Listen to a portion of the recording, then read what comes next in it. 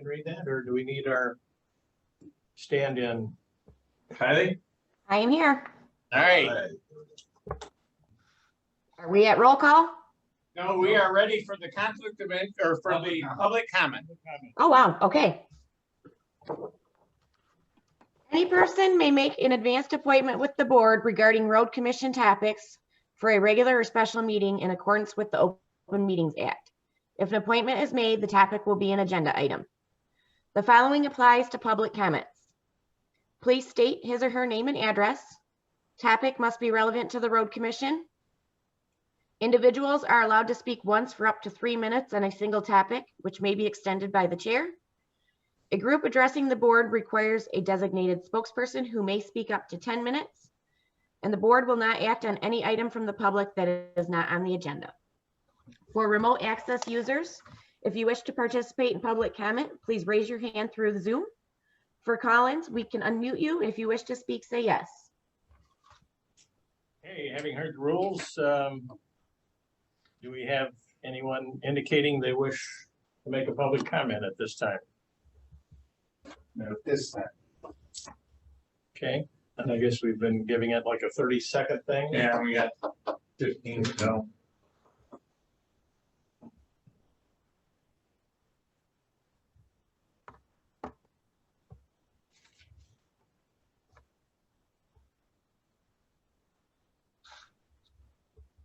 Okay, we about there. All right, having the time elapsed and no one has raised their hand, we'll move on to item 6, action items. A, appointments. It's for 7:05. Is that correct? Yeah, they're both online, Mike Skursky and Dan Olson. Jump. Right. Ask Dan if he wants to go first, second, or how he wants to deal with it.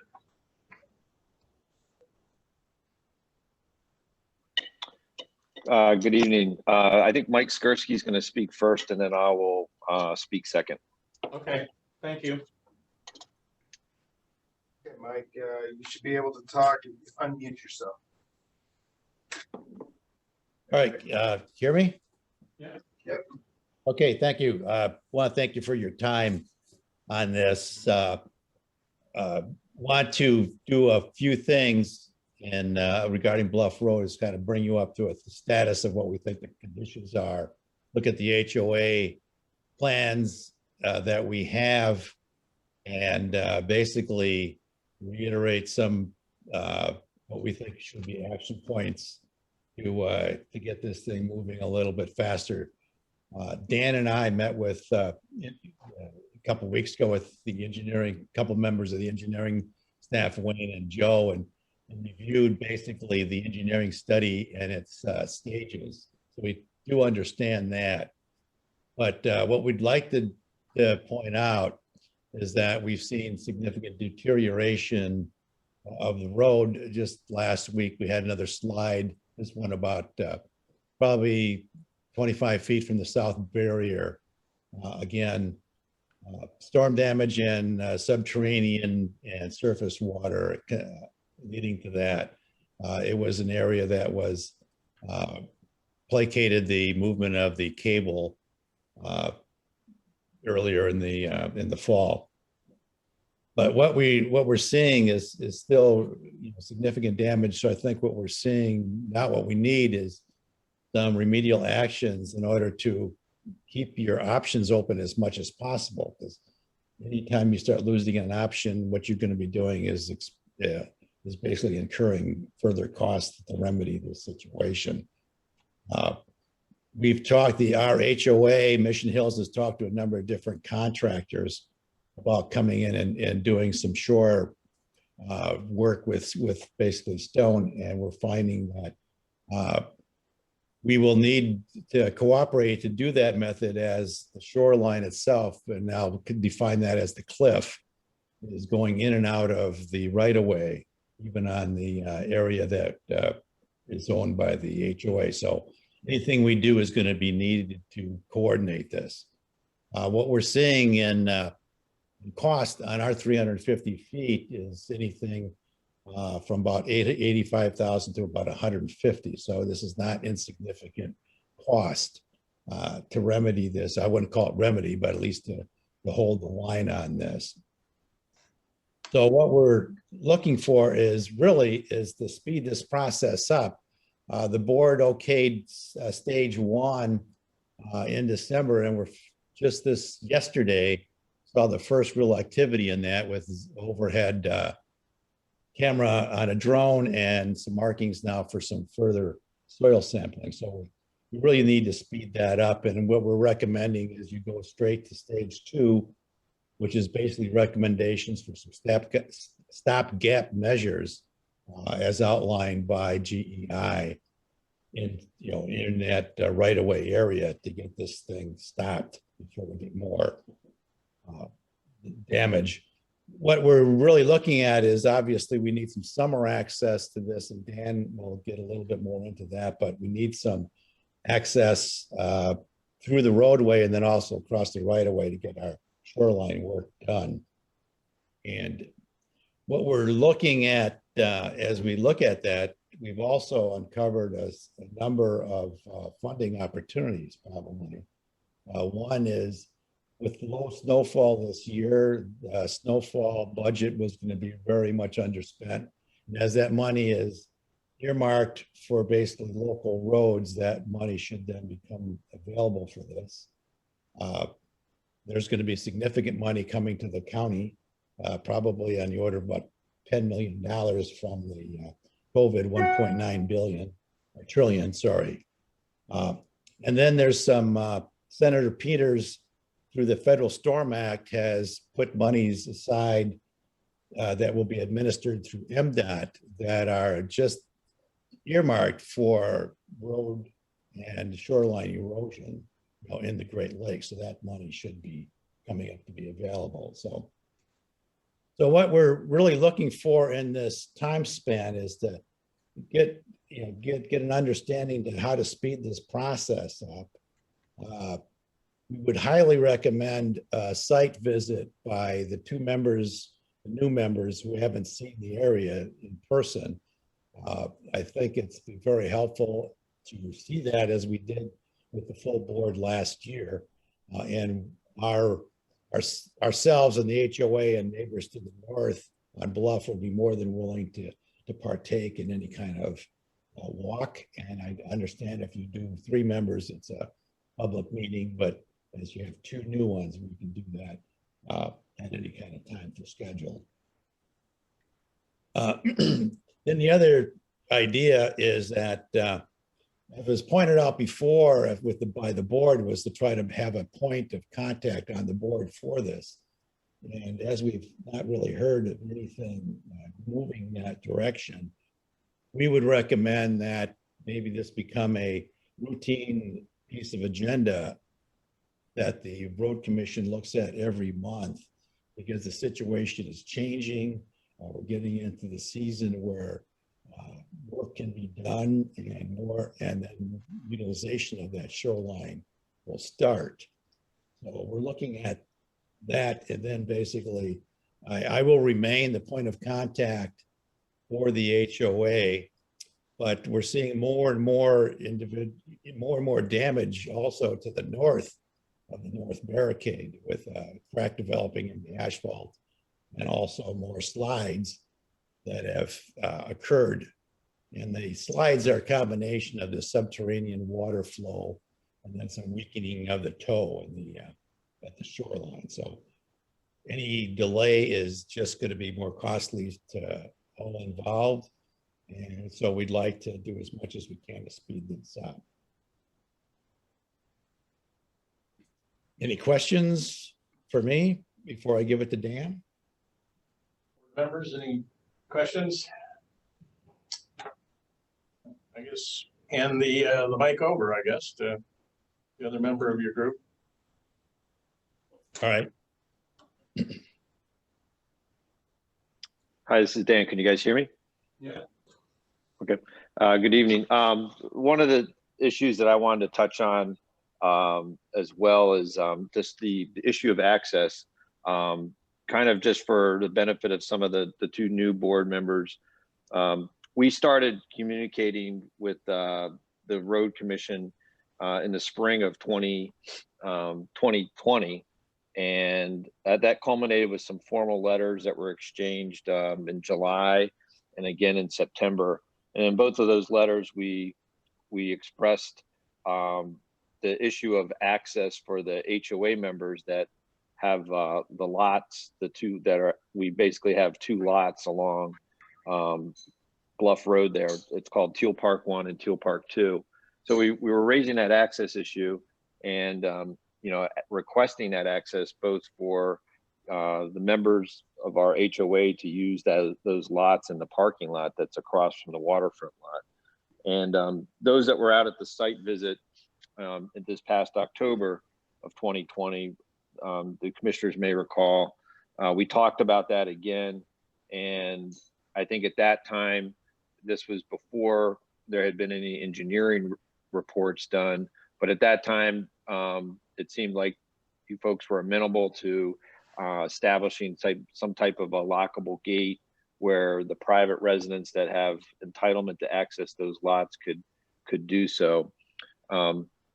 There also was, though, some comments made that seemed to question whether or not we were entitled to vehicle access to those lots. And I feel like I feel like you folks, you need to make informed decisions and be able to make your decisions based on accurate information. So I just wanted to clarify a few points on that off the start.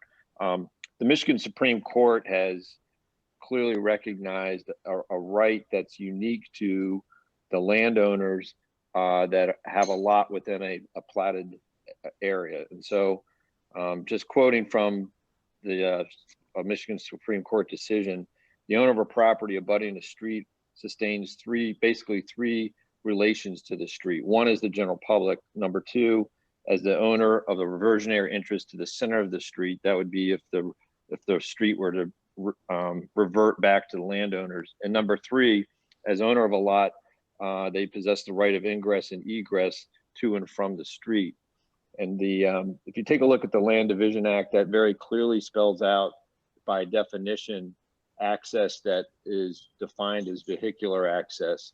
And were it not that Bluff Road existed, none of those lots would have been authorized to be subdivided when the Mission Hills plat was approved. So it's quite clear that vehicular access is a right that's unique to the residents of our HOA and the other property owners that have individual lots within that closed section. And so we recently sent an email to your manager this past Monday, kind of reaffirming that request and outlined a couple reasons for that of the urgency. Number one, we have some old dock pieces that are stored in our parking lot that need to be moved because they've been sold. We're going to need to move in some newer dock pieces for when the dock installers arrive this spring. And then also we just have the need to be able to access that parking lot with vehicles so that users of those waterfront lots can have close access to a vehicle and enjoy the use of that property. And so we haven't heard back on that, but I just want to raise that to you folks again. And if you have any questions, and if there's any legal questions on that, I would be more than happy to supply this information to the lawyer that you guys use. I think you have like a general lawyer on retainer for all the road commissions that you guys pay into. And I'd be happy to discuss that. But what we really need is access, in the immediate future to be able to do that activity in our parking lot, and also for the summer. And right now, as at present, there's been 2 additional posts placed to the left of the barricade, which completely block even the ability to temporarily move a barricade aside. And then the other thing is just reiterating what Mike Skursky said. I had an individual conversation when Mark McKellar was out at the site visit because he could not make the general meeting visit, and also just conversations with other members. The original plan I think that Mark McKellar was going to propose was for one individual commissioner to kind of be the point person for this. But then when it got to the general commission meeting the following month, I think as a group, you all decided that it was probably more prudent to make this a general board of commissioners matter, to have everybody involved so that you guys were all apprised of the changes that are going on and can make informed decisions. And so we just would like to see that reaffirmed. I know you have 2 new members that are new commissioners, but we just wanted to raise that. And so that we can kind of continue to move forward month to month without there being, delays in information or updates. I will also say that it has been very helpful to be able to interact with your engineers.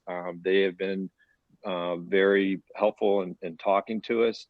But the bottom line is, as they acknowledge, they're not the decision makers on a lot of these things. And so we still think it's important to have, the general commissioners at large kind of involved on this on a month-to-month basis, so that you folks can make, good informed decisions and continue to move forward to mitigate, any increase of cost that we may be looking at just due to delays.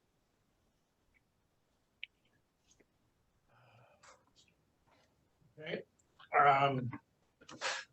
There's a few points been raised there. I guess maybe do we want to discuss them now, or I guess specifically the letter that Brad got? Do we want to talk about now our manager's report, or? Well, this was something we were going to talk about with ongoing projects. We were going to talk about this already because I've got some stuff back from Carrie. Problem with putting on a gate that only gives access to them is it's not really technically permissible. So It's either open or it's closed. There is no conditional opening of a road. So it has to be open to everybody or no one. I think given the cost it's gonna be, and if it's getting worse, we're not in a position to jump in and say, okay, let's blow $2.5 million. No. So,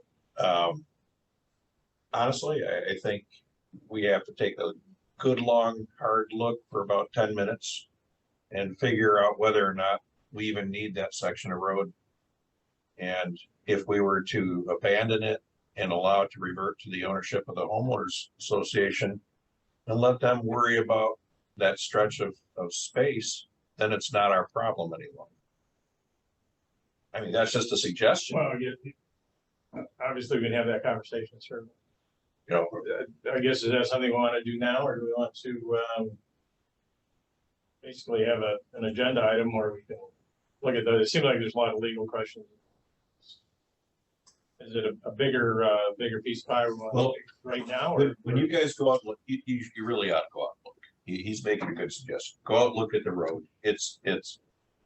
There's a section of road. it's a major problem. It's a major problem, and if it's being undercut, there's some water underneath. It's taken out.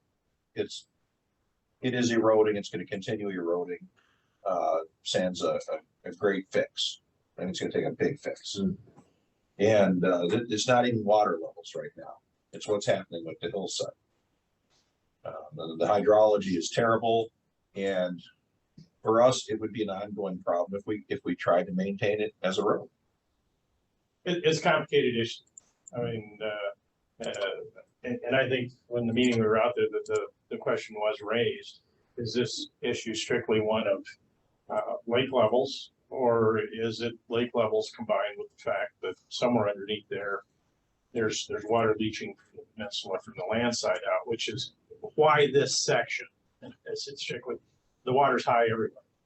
So why that? So, but historically too, we look back at it, when it first started happening, there was a lot of, all over the state, there's a great deal of conversation about the state was going to come up with a couple $300 million someplace, and they're going to dole it out to everybody who's having these problems. And then that all went away.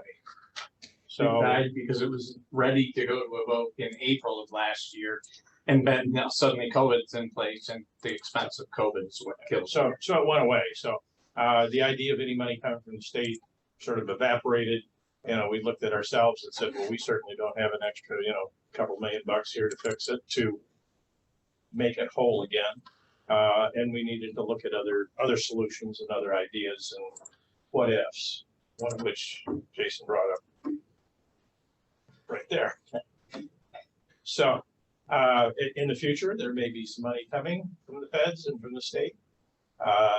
So, I mean, who can say? As far as, because of the mild winter, we may have extra money is a little bit of reach. We do go on a yearly calendar, and our budget for snow removal is from January, February, March to November, October, November, December. So we're only through half of our snow year for our budget. So whether we have a whole lot of extra money there because we had a mild winter is yet to be determined between now and next December 31st, I think. So yeah, we do need to keep looking at it. I think it needs to be a topic we continue to discuss on a regular basis. Unless, Ford has some particular way they would like to handle it differently than how we've been doing it, other than communications between the HOA representatives and our engineering staff, because it's going to be an engineering question, and then it's going to be a how are we going to pay for it question. Well, when we have historical counts for that section, I think we look at those. We have travel counts. That'd be a good thing. You guys get yourself familiar with. I think we were given that information before. It's less than 200 cars a day for the ADT. When it was open. When it was open. And the only need for the road, because there is access otherwise. I mean, obviously it's nice to have a throughway, but the only need otherwise is for access to the homeowner's piece of property, that parking lot that's in the middle of it. And other than that, there isn't any other property that needs to be accessed. In the stretch that's closed, no, we have access to all parcels except for the two that are on the lake side there. Yeah. Which does not have access, but everything else has access to a road.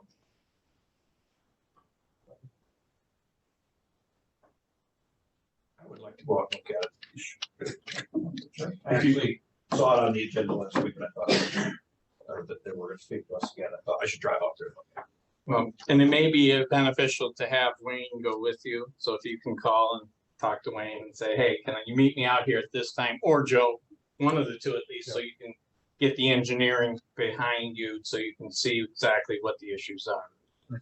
And if I may, just where we're at with GEI is pretty much once the snow hit last year, really couldn't get out there and do anything much more. So, but task one of our agreement with them, they've started. So as they indicated, snow's off, so they were able to get a drone out there, flying the area, picking up all the topo area, getting a good look at the exposed bluff areas on the faces there, and see areas where it's undermined from the action. Soil falls down, creates a little cave until the rest of it comes down. There is they were scheduling, they were looking at the end of this week. Their sub Pearson drilling company is going to be coming up and doing soil borings up in through there, and so that hasn't happened just yet, but they're going to be coming up, and so that they can get groundwater information, soil samples information, in which they can then do some geotechnical engineering to be determining slope stability. So the reason that the road is closed is because of those areas that have been eroded away and the sheer cliffs, and we know that the water table is up, and so it's putting more water through the slopes. The stability is questionable out there, and that's why we've had some sloughs out there in some areas, and other areas it's plain falling away. But they're going to be determining, that's part of their analysis, is a slope stability analysis, and then reviewing the current closure and access restrictions. So they would be giving us the recommendation as to whether it's safe to be allowing the public out there on that stretch of road. So that's our task one. I think the fear of a catastrophic major slough is not unfounded. Mm-hmm. It's a real possibility, and it's something take into account. So it's not that we're not doing nothing. I guess it's just that what's happening is going at a pace that we wish was faster, but maybe we're at the mercy of things we have no control over. And we'll continue to work on it, and staff and everybody is open for continued communication with the HOA and get that information to us. When it comes time to make a decision on something, that's, I guess, when it becomes our deal, with appropriate information to respond to. Right. Anything else? This Wayne is the one who's dealing. This isn't engineering. This is not Wayne's the man. So, in my wheelhouse. So. the homeowners association has indicated that, they'll be coming to us at some point in time to gain access for their contractors to be able to get down to the water level. We'll be more than happy to work with them. There's just north of the southern closure, there's an area where it used to have a nice slope driveway down there. That's the logical spot in which to let them enter into. I assume the that's area. still there. For the most part. Yeah.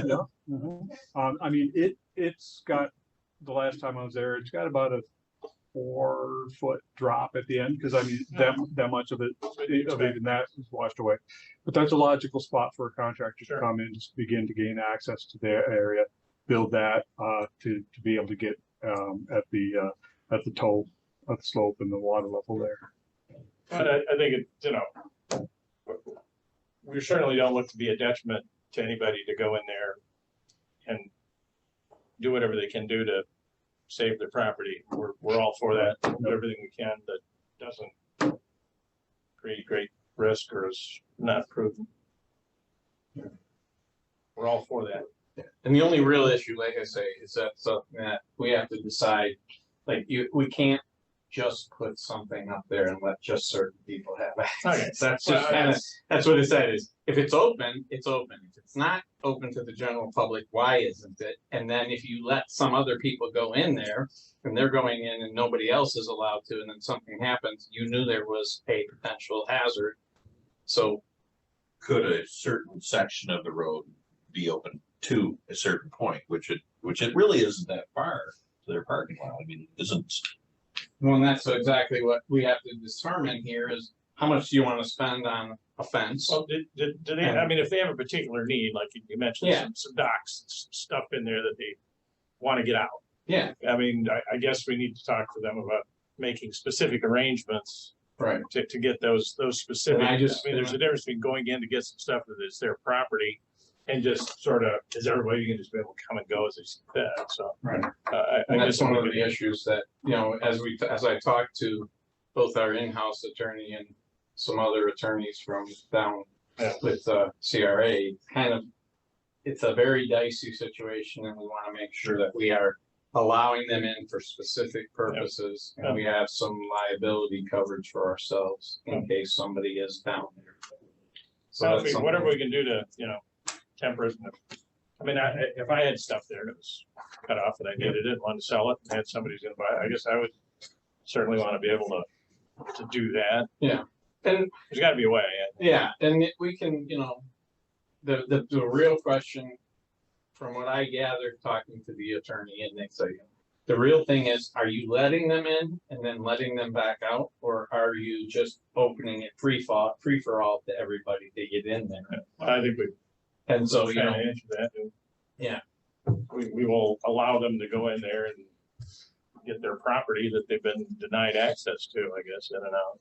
right, and then we'll have to move forward when their contractor comes in to put in the docks, we'll have to work with them. And I'm sure And- legally dealing with the contractor there doing work as opposed to the average citizen going in and picking up a couple of dock sections is probably a different legal Yeah. question as And well. then but our assumption at this point is that, you know, hopefully by the time they're ready to actually use that, is that we will have a better solution pointed out, because like I said, he said GEI just got out there, so you know, we're just getting this information and we're gonna be able to hopefully have something done. you know, before they actually are into their summer season, so that they have an access point and we can get them in and out. And maybe it does mean that we do have to put up some additional fencing around certain areas, but we'll have to discuss that when we get the recommendations from the contract or from the engineering consultant. Well, just, you know, as long as everybody knows, I guess we're doing as much as we can, as quickly as we can, and being prudent, so. Anybody else got any questions or comments or discussion on specifically?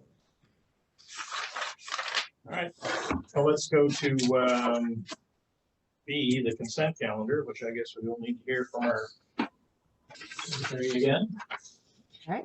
The consent calendar is used to expedite business by grouping non-controversial items together without discussion. Requests by any person present to remove any item from the consent calendar for full discussion as agenda items are automatically respected. The action noted in parentheses for all items remaining on the consent calendar are approved by a single commission action adopting the consent calendar. The manager recommends the following items be adopted. 1, minutes. 2, payroll. 3, accounts payable. 4, financial statements. And 5, reports and communications. Okay. Any, Commissioner have anything on the consent calendar? Just for the minutes. For the work session? No, item 1. Not for the work session, for the, yeah, the work session meeting in February. Okay, so like to pull that. That's it. Okay, I guess, I'll make a motion, we accept the consent calendar with minutes full. we have to allow anybody in the public to chime in.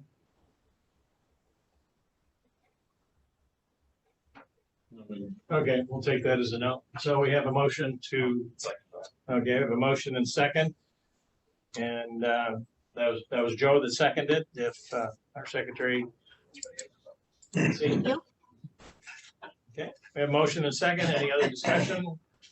Not, how about, I guess another roll call?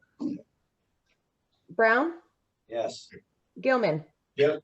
Lehman, Yes. Underwood, Yes. Mauser. Yes. Okay, consent items removed from the consent calendar. Okay, just a real quick correction to the minutes, and I've already let Kylie know. It was on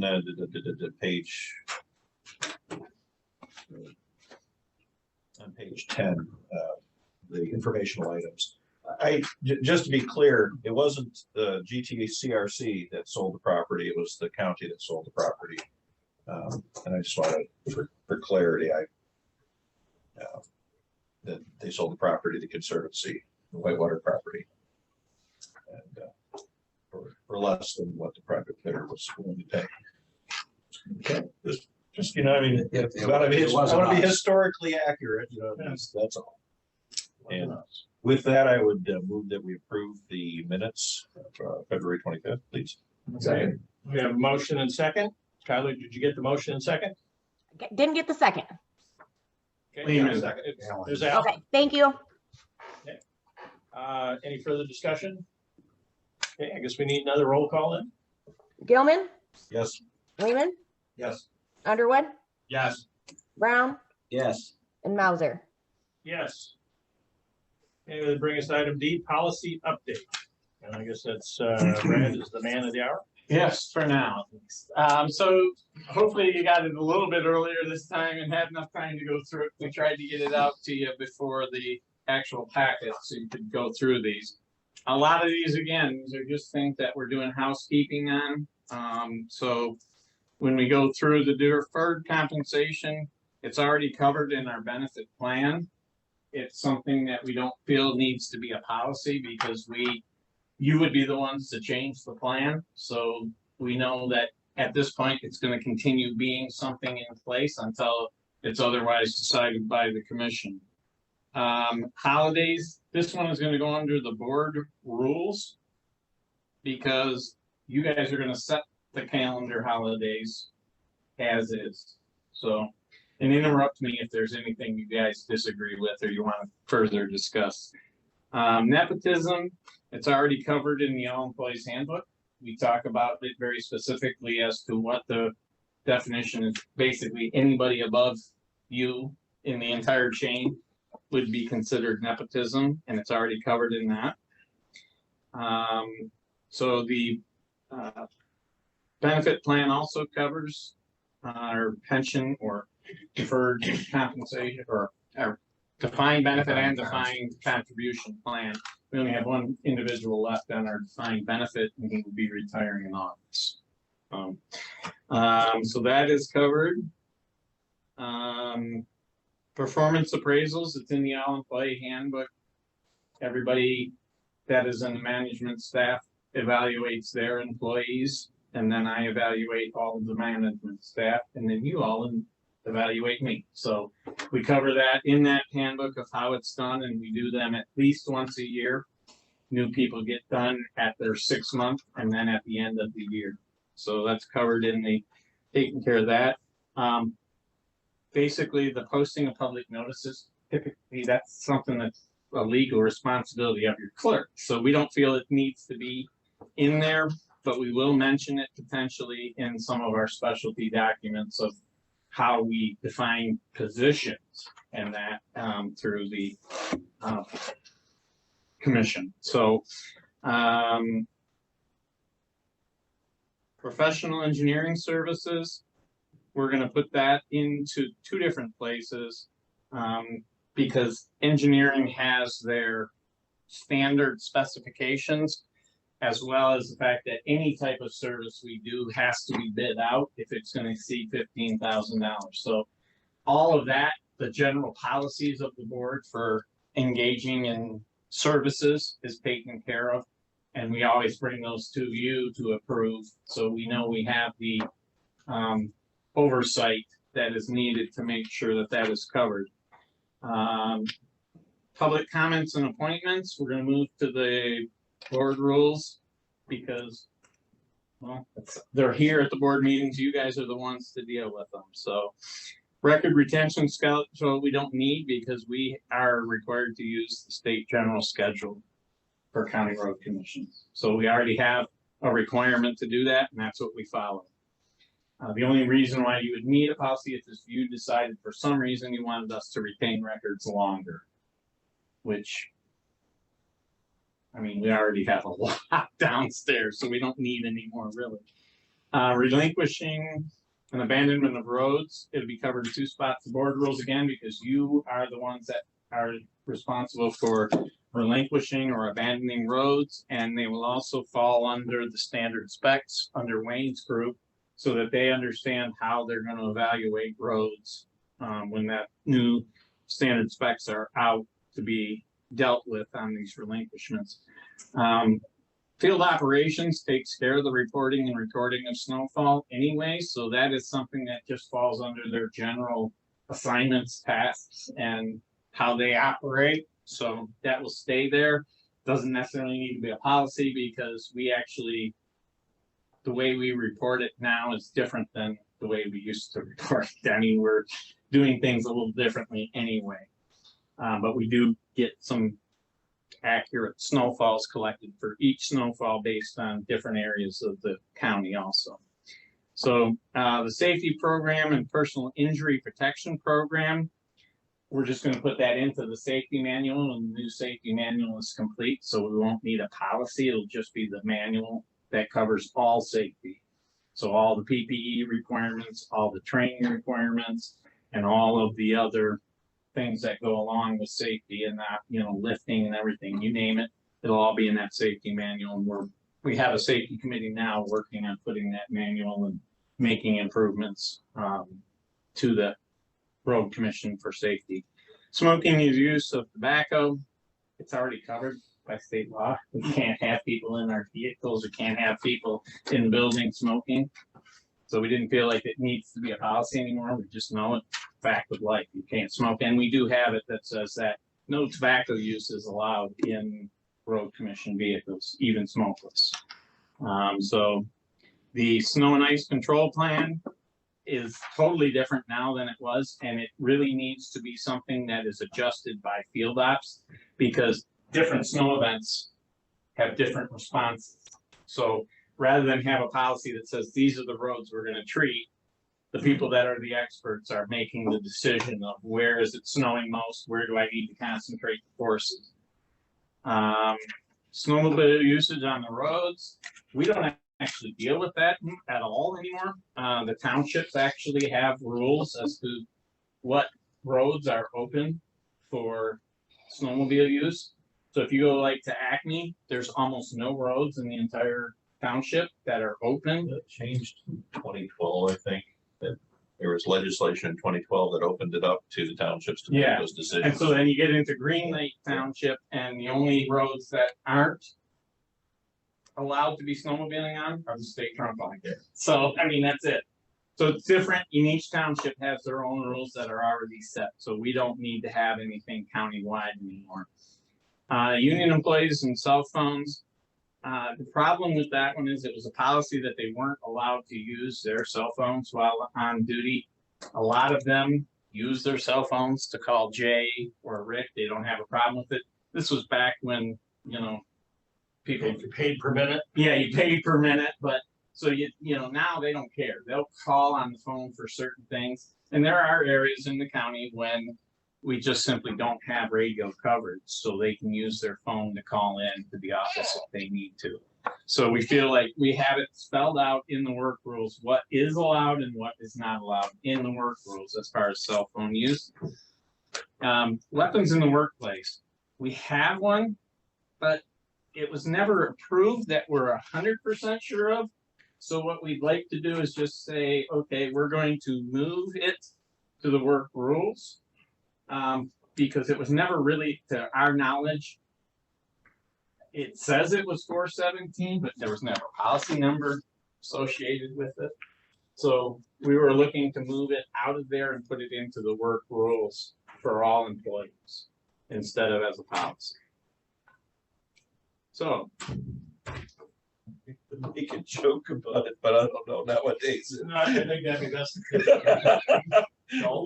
Talk about the defense kit in each of the trucks. The less said, the better, possibly. All right, I don't know, maybe we'll go, probably easy. There's a lot of stuff there. Is individually, does any commissioner have objection to any of these modifications, and we can go at them? And if not, then I guess we package them up and make it a one-shot deal. So does anybody have question on any one of these that we should pull out and discuss separately? And it appears not. So I guess then we just need what, a motion to adopt these modifications as to remove the policies listed. In our board packet. So if we have a motion for that. I'll make that motion. I have a motion and a second. I'll second it. Okay, Tyler, were you able to get those? Kathy? Yep, can you repeat who motioned and seconded? Sorry. Jason, motion, Joe, second. Thank you. Okay, and if you would call the roll on that motion, any discussion? Hearing none, we call the roll? Lehman, Yes. Underwood, Yes. Brown, Yes. Gilman, Yep. and Mauser. Yes. Okay, now, in addition to this, we are looking at the cost sharing of local roads. This year, we are very likely going to exceed the typical $500,000 that we have historically set aside for local match because of how many township projects are out there.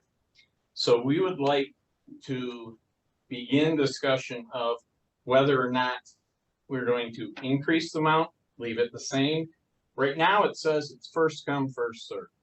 So if somebody comes to us and says, hey, I want to do, you know, $780,000 of work this year, and another person comes to us and says, well, we want to do, you know, $1 million worth of work this year. Well, that's everything. It's gone, 2 projects. And we have one that could be over $1 million potentially this year. So the question comes is, do we still leave it as that, or do we try to make it a little bit more uniform for some of these other townships that have a harder time dealing with how do we pay for local roads? So there are options out there. There are different counties that have different policies. Some of them have a dedicated amount they give based on population and road miles, just like the Act 51 formula is, and say, okay, so this township's gonna get $48,000 a year, and this township's gonna get 58,000 because they have more miles, or 60,000 or more population, whatever it is. But then at that point, you would be able to say, bank that amount for 3 years to be your match for a project, as well as then potentially advance them 3 years, so they could in theory have 6 years of that level of contribution to help them pay for projects. Or we go back and we say, you know, we're going to just say a flat rate for per township, or you know, somehow otherwise adjust it. So there's a lot of options out there. Obviously, some of the townships have a lot more money than others. They just do.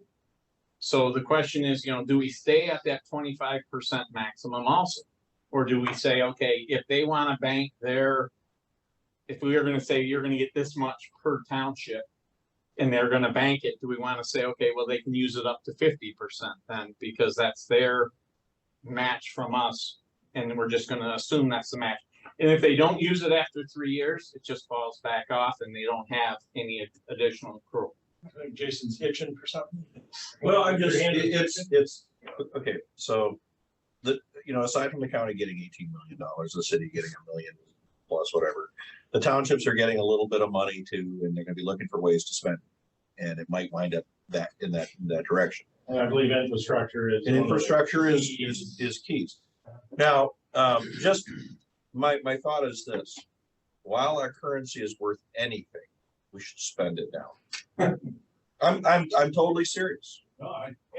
We should max out our infrastructure strength while we can, because the money's worth nothing in a couple of years. And we have to have something to carry us through until it stabilizes again. I'm just trying to look at the big picture here. If we could increase our match, our amounts that we can go, to those townships that can afford it, great. If we can help the smaller townships who might be more inclined right now to take a bite because they're going to have a little bit of cash to work with, let's do that too. Yeah, 500,000. Yeah, we'd meet that in a heartbeat right now. I think it sounds like timing might be everything. I mean, we're saying, yeah, probably, but I mean, when will we know? And then I guess the other question is, as far as budgetary restrictions, do we have some extra to put into that without taking it from somewhere else? So I guess would we have to balance and take from Peter to Paul, or are we going to take it out of fund balance, or are we going to wait till we see how this extra money shakes out? Because from what I know, from what I've heard, the townships are getting, I think Garfield's getting 1.7 million, Green Lake's getting 630,000, and it's infrastructure and a whole lot of other really soft stuff. And I don't think they even know yet what they can spend. Carl? Well, I'm thinking this year, we've already got that list of projects that these people are talking about. So if we've got 500 set aside, if every one of these projects came in, how much money would we need over and above the 500? That's question number one. Yeah. Number two, we'd be looking at, if all this money comes in, it's going to be so late here, even if they get it in another couple months, not realistic that we would be ready to do projects this year for them. Yeah. And that's the whole idea, is we want to get ahead of this, because we don't want to be trying to change this plan, because we are asking the townships to come to us in the fall with commitments for the spring, so that engineering can go out and look at these roads and survey these roads and do a spec for what they need to have happen. So, in that time frame, we need to be able to, get something started now so that we have an idea of where we are going to be in the future. Okay, so going back to answer Carl's first question, can we answer that? Yeah, I mean, right now we were planning for the 4 SAD type projects $997,000 commitment from us. And part of that was, prior years, we haven't been able to match the water. We want to try to catch up, but Yes, at we some, can do it, let's do it. Well, but at yeah, some especially point, in that SAD, those township residents are the ones kicking in this Yeah, money. They're paying. And, We have a I think match. we need, huh? we have a match in that. Yeah, that's what I mean. I mean, we Yeah. need to, they're putting in their money. We need to step up to the plate on those SADs, I think, I mean, those are especially critical. Just for clarity, I guess, you're saying that our match for those That's right. SADs would be 900 and some thousand bucks right now, if Yeah. they all happen. Yeah. So if they all happen, we're already 400 and almost 500,000 over budget. Is that what we're saying? Well, we planned, we anticipated to do a little more. this So year. we put more into the budget More. this year because of that, So but normally we don't. And that's why we wanted this clarified for this. How many SADs did we do last year? None. Zero. We need None. to do it. So whatever we had in our budget last year, we really didn't spend. We used it elsewhere. We kind of did, We- the renting. Right. We used it elsewhere, but, and maybe that, in today's world, that 500,000 isn't a realistic number for us either anymore. We want to try to be fair to all the townships. Absolutely. Well, we do. I There's, mean, we tax spent a lot base of is years- different. spent a lot of All over years the county. We want to make sure we try to to do this. I don't want to pull the rug out from it, Jason. hit these locals. Well, I mean, especially if we didn't do it last year, I mean, you planned for it, you budgeted for it, they're prepared for it, we're ready to do it. If we can get them rolling this year, sometimes it doesn't happen anyway. I mean, by the time the Once you get your estimates in, sometimes they're too high. But I would give, if there's a motion that needs to be made to instruct, For this year's stuff, I'm not terribly worried. What I would like to do is have at least one commissioner join us in the discussion with the townships.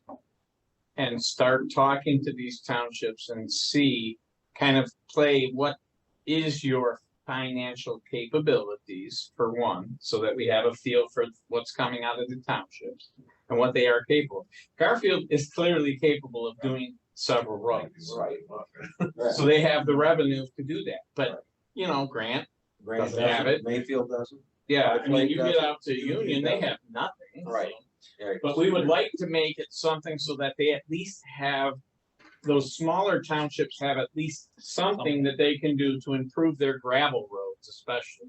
Right. Because that's their biggest fault right now is, we ask them to pay for their gravel roads, they can't even match that limited amount that we asked for on gravel roads without us helping them out quite a bit. Right. So, to sit down and say, okay, at some point, we need to put something together. We'd like to have, like I say, have a commissioner. Chuck said he would be more than willing to sit down and talk in detail. Cause he's been here once already to start talking about this. And Beth, she has a lot of push on her East Bay Township to try and get SADs, so. Jason, well, as far as the gravel roads go, I mean, I think that's kind of our responsibility in one way or the other. I mean, we've kind of set it so that we're gonna, for example, we do grinding twice a year or whatever it is. I mean, if there's something else that we need to do to maintain the roads and keep them up, that's kind of our thing. It's different when you have a subdivision, I think, a development of sorts or something that we're basically redoing their roads after it's all been turned over to But us. effectively what happens is, yes, we can maintain the gravel roads, but they aren't great. And so when you start talking about adding a lift, what did we add out on Grand Cap? 4 inches. We added 4 inches of gravel. Okay. And so Firefly Township paid their share and we paid our share to get that done. Because that's basically the effectively resurfacing a local paved road. It's the same thing. But they requested that. Yes. It wasn't part of our maintenance. Right. Okay. And so it was above and beyond what we would normally have done, because otherwise we'd grade it twice a year, maybe 3, depending on the individual roads. And we brine, but they pay, what portion of the brine do they pay? 60. Yeah, so they pay 60% of brining. And we'll talk about that when Jay comes up. He'll talk to you guys about brining because we got our bids back. But so there's just some questions we want to kind of work through, get some scenarios built of what is fair so that just because, you know, Garfield Township is, they have more roads than they have more population, they can afford to do it. The smaller townships can't, they need a little additional assistance. Do we then say, okay, there's like, the other thing is like some of the people have a baseline. They say, okay, every township gets, for us, it would be 1/13 of this amount. So maybe you split it in half and say half of it, 1/13 gets split up of that first half to each township the same, and then you add the population and miles. So there's other options too, you know, and we just would like to, I think, because there's so many different things, and there's more than one policy that talks about this. So we've got other issues that need to be consolidated down. And, you know, if we can get somebody from the commissioners to join us and sit down with this so we can actually think through, or maybe two. Obviously, we don't want to get into three because then we're talking about open meetings, but. I would like to say that I think the public, and we all, I'm sure this is consensus, deserves the best roads we can afford. Yeah. And so we need to encourage them to spend every dime. Yeah. And if it seems like that this is perhaps like some of the work of the strategic planning group, how are we gonna spend this money? But I agree with Jason. And you have a plan for now this year. This is Right. not an immediate need. And No. we haven't turned anybody away, right? Not yet. Not yet. And by the time somebody might come with a project of any significance, it would be too late to probably. It won't happen. Won't happen this year anyway, so that'll be next year's budget. Right. But you're wanting to think about it in a much Yeah. more. Right. And But plan. Yeah, we, and it's, I'm not saying we're gonna meet next month. What I'm saying is we need to have some bodies and we need to still sit down and work out a few things internally of everything. But we wanna make sure that we can move forward and we have your blessing to say, yeah, let's start looking at options and let's start putting together some things and let's start talking to the township people too and see what they think they need and how they would like to approach it. Because, you know, we're by next year at this time, hopefully, Larry can give them a stripped down version of CityWorks and they can put in their own places of where they want to prioritize. And then they can see what happens to their road system if they prioritize like that. Well, you're basically what kind of what I'm hearing is we're gonna an ad hoc committee to sit down with staff and come up with a new policy. Yeah, and I think, you know, when That we're makes starting to sense. talk about something that is gonna be a policy that affects the townships. I think when you're gonna have township supervisors here, it builds a little more support. And we can get a little more support by having a commissioner here as opposed to just staff. Which, you know, I mean, you know, to get somebody here to actually understand it and be able to say, yeah, we went through every option. And then it gives us a more open approach to the townships that working. I only have one comment, and that is we have to be very cognizant to make sure the less populated townships do not get left behind. Right, oh, absolutely, yeah, I mean, that you can't is- say. Yeah. We're gonna Very get that right cognizant. off the bat. You don't got, yeah, just because you don't have a lot of people, I mean, everybody in the county uses those roads, even if you don't live in that sparsely populated township. That's my only concern. Okay, so I guess, Mine too, Joe. so we don't get too far into the weeds here, I guess, what's the feeling?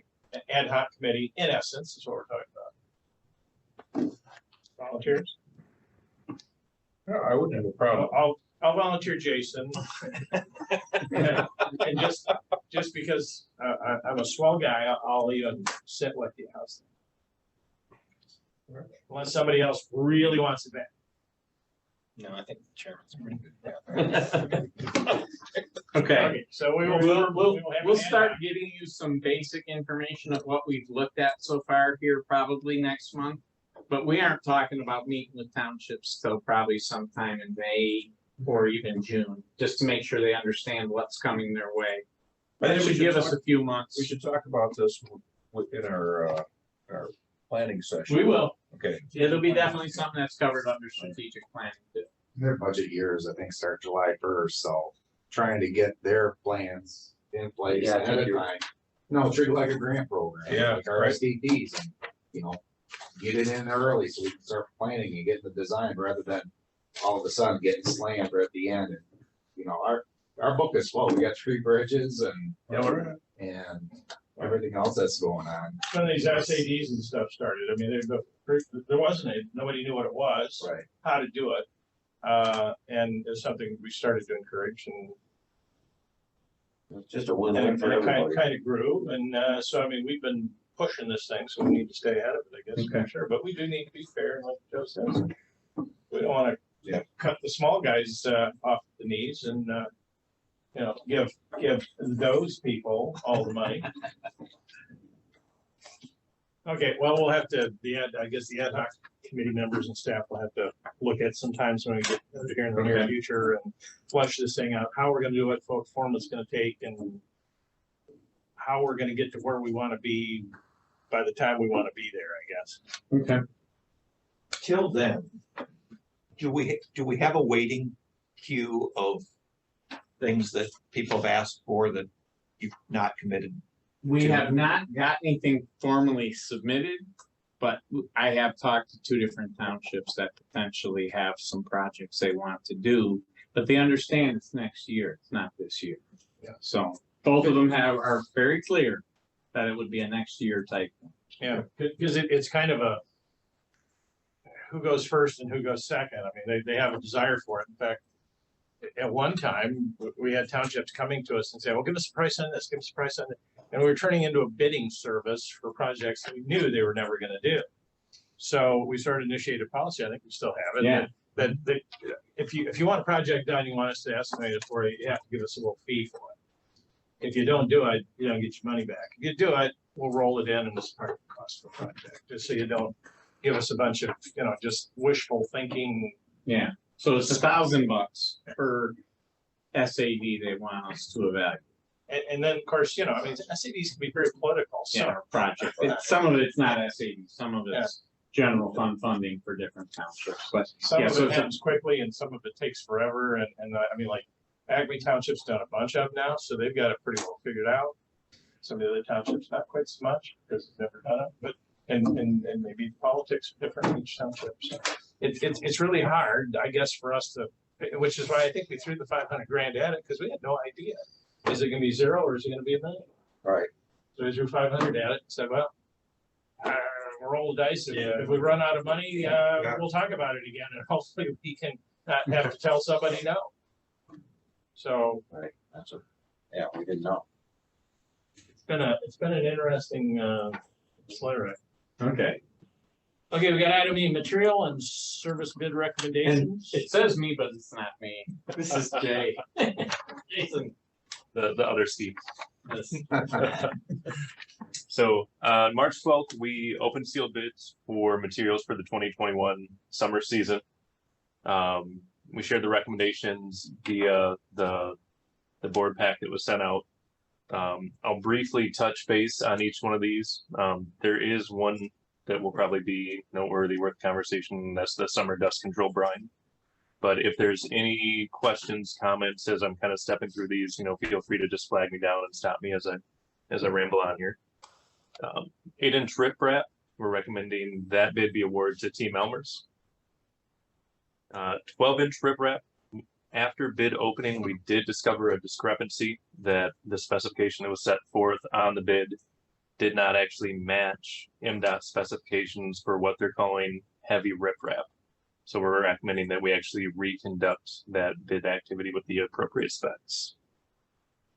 22A and 23A both, we're recommending that we award that to all bidding parties with kind of our intent to procure material based on best cost and geographic proximity to the project location. Catch basin cleaning, we are recommending that we award to Elite Pipeline Services. Crushed concrete, we're recommending that we award to Molon Excavating. Cold patch, we're recommending that we award to Unique Paving Materials, or UPM. Who is UPM? I've not heard of them before. It's Unique Paving Materials, and they have a proprietary cold patch product that we're currently using today. Yeah, Bay City. Yeah. Do they bring it here or we go pick it up? Either way. Depends on what's cheaper for the day. Okay, all right. You got it. yeah, that one is well liked by the crew versus some other materials that we've used in the past. And it works out well because they were the lowest price as well. There you go. Dura Patching, understanding that we had some difficulties applying the Dura Patch material with the existing technology in-house, we decided to open this up to see if there would be some participation. Unfortunately, there wasn't. So what we're planning on doing is continuing to evaluate that strategy for patching large areas where it's not appropriate to do a traditional HMA or cold patch. Dust control summer brine with if everyone's okay, I'm going to leave this to the end so we can come back to it because it'll warrant a bit of discussion, I'm sure. Guardrail, we're recommending that we award that to Action Traffic Maintenance. Salt pre-wetting. So traditionally, this is something that we procured through the uniform process, through the state contract. We are continuing to evaluate the different proposals that we received. This is everything from agricultural byproducts like the beet juice, all the way through a traditional mineral brine. So we want to take a little bit more time to evaluate cost per lane mile, the benefits versus, some of the constraints we may face. So at this time, while we do have the pricing, we're not in a position that we want to make a recommendation on that one just yet. Sand, we're recommending that we continue our sand generation in-house, similar to the trial activity that we've conducted in the past. We have the equipment now. We're substantially lower. Yep. Yeah, it's markedly lower than even the lowest bid. Excellent. Stump grinding, we're recommending that we reopen this bid due to lack of participation. We did receive one bid. There were some inconsistencies within that bid that was submitted. So we'd like to reopen that one with the understanding that we do have the ability to conduct that activity in-house for the meantime. For sweeping, we're recommending that we award the bid to SCA of OH. This is a new entity that we've not participated with in the past, but comparing their bid against the other, their total bid price was aggressive. So excited to go working with them. Tree removal, we're recommending that be awarded to Alpine Tree Service. Tree trimming, similar to Dura Patching, there were no bids received that activity. So for the time being, we are well equipped to continue that activity in-house, but we're going to recommend that we continue to periodically reopen that bid to see if there are interested parties out there. So returning to the dust control or summer brine activity. Traditionally, going back over the last several years, we've been partnering with a vendor who no bid in this bid cycle. Unfortunately, their pricing is always quite aggressive compared to the people that have participated in this bid cycle. So while we're recommending the bid be awarded to the lowest active participant within this bid cycle, it is markedly more expensive than it has been historically. In past applications, the bid was awarded to a participant that was in the, depending on the year, 15 to 17 cent per gallon range for what is essentially a mineral brine, like a well brine type product. This year, our lowest bid was received was a much higher calcium chloride content product, 55 cents per gallon. Ooh. Yeah, so significantly more expensive. Looking back through some of the historic bid documents, there are some questions that require further evaluation. One that I'm continuing to evaluate is we have a spec that we set forth in the bid docs in regards to material content. However, we don't say if that's material content by weight or by volume. So depending on material certifications, there can be a little bit of gamesmanship played there. Was the people that we dealt with before, were they not bidding because of the specifications that we had set? That is not my understanding. So the specs that we set for this year have been consistent with the past bid documents. We didn't adjust any application rates, capacities, material specs. my inclination and my understanding, although they've not come out right and say it, I believe there's commercial issues on their behalf that are unrelated to the road commission. They may be undergoing some changes. Well, nebulous. But I mean, they're only going to change of ownership or insolvency or. So just nothing's been made public yet. Okay. Could we go back out for bid on that? I mean, We could, certainly. ASAP. Except that, you know, you're still, I mean, it's hard. We are looking at potentially, was it Benzie County? Benzie and Charlevoix had a different vendor, that bid. I think Jay tried to reach out to them, but we haven't made contact yet. Right. We could pay, if they were able to extend their prices to Grand Traverse County, we could piggyback on their bid. How many thousand gallons do we usually go through? A lot. Many. Yeah, that chief. Yeah, I know they're putting it in a lot, putting it in their storage bins and then trucking it out when they were doing it. Oh, yeah, nonstop. 17 cents. They had a couple containers out at the Kingsley Yard, they bring it in. Yeah, and it's, I mean, to go from 17 to 55. That's 3 times as much. Yeah, that's. Basic. Yeah, so. And still 3 times as much. The three smaller townships, they have most of the gravel roads. I know it's a huge part. Yeah. Oh, okay, now, the one is 3 times as much as a calcium chloride product, correct? Not a brine product. Correct. So you're not looking at apples to apples here, just Yeah. let these guys know that. It's If it's a well brine product, it's a lot substantially cheaper than a calcium chloride product. yeah, and that's a good point. So to answer the question first, so if we're looking at 2,500 gallons per mile, we're doing roughly 176 miles of application. You're looking at 440,000 gallons, roughly, per application. 140,000? Yeah, correct, per application. But to Carl's point, 352 at the 2,000 application rate. oh, at the lower application rate. Yeah, so that's a really good point. So, like Carl mentioned, that there's a big difference in the product. So we're not really receiving bids that are apples to apples. To get really far into the weeds, there's different types of salt that attract water. So they have different hygroscopic properties. Calcium chloride in the higher cost is higher concentrated, so it's going to attract more water. It's going to keep the dust lower. It's going to keep it wet. In terms of how long that actually looks like in the degradation cycle, I'm not sure. But if you look at material content by weight, you know, there's calcium chloride, magnesium chloride, which are both hygroscopic, and then you have potassium chloride and sodium chloride, which are not. So when I was saying there's a little bit of gamesmanship that can be played depending on the specification, if it's by weight or by volume, you can get that total salt content higher by having kind of, I don't call it lower, but different salt content within the product. And we had received bids from the company that was doing it before with both products.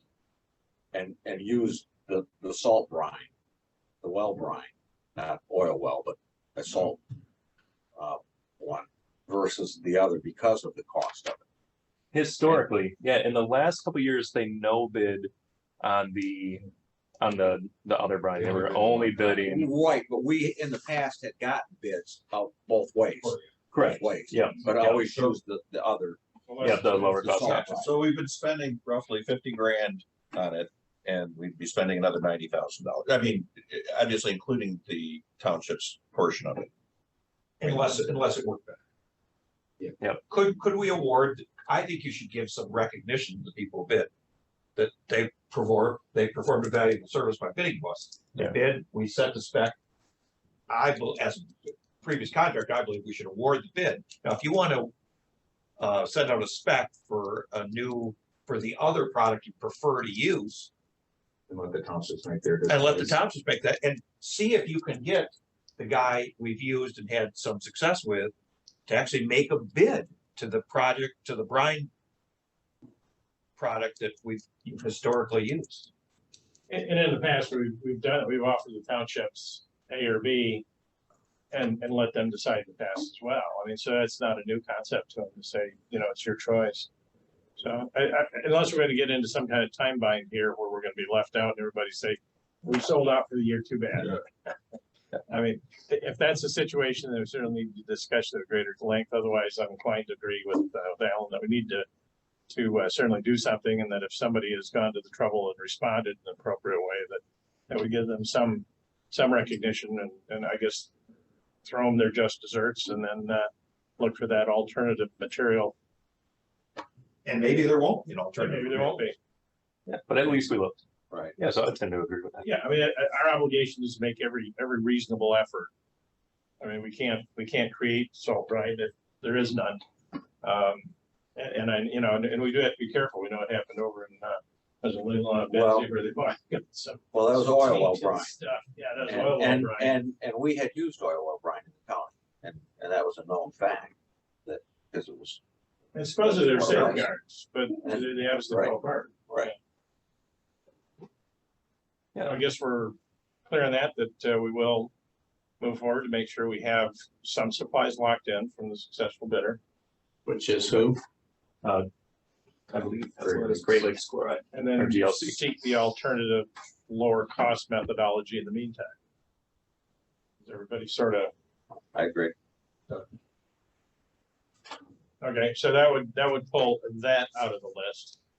What else did there was, other than the fact, the other ones you've recommended to rebid, to reopen the tree trimming.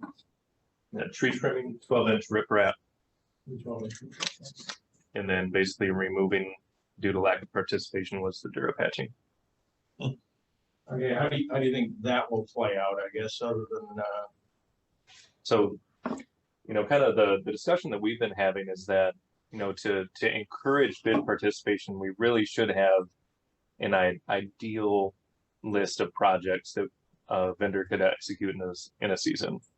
So, kind of partnering with Larry and the field operations crew, we want to start creating, a list that we can actually geomap and say, these are locations and the rough volumes that we would be looking to bid as a comprehensive package, as opposed to offering a bid package that's per square yard or per deployment. So we can actually have a significant bid opportunity to maybe attract some of the vendors that opted not to participate, maybe due to geographic I'm constraints. just saying, sell us a bunch of crap that we're gonna use someplace probably, we're gonna say specifically, here's the list where the stuff. is. And the reasoning behind that is because the two people that do this type of work that we know, that I've used in the past, they're down at, one's in Cincinnati, and the other's in Columbus. So they're not gonna come up here to do a little bit. They need to have a good chunk of work to justify coming up here. Some So, assurance that they will have that big chunk Yeah. of work, not, well, we're gonna do it for X dollars per square yard. yeah, Hopefully there'll be enough to make it worth their while. so that one, it's just a matter of getting them to understand what we're talking about, since it's not, nobody local is available. And then as a last course of activity on that one, if we can't attract an outside vendor, we would potentially look at building a business case for conducting that activity either in-house or looking at alternative technologies to repair those sections of roadway. But with my current labor constraints, I would opt to. A fun trip to a convention. No.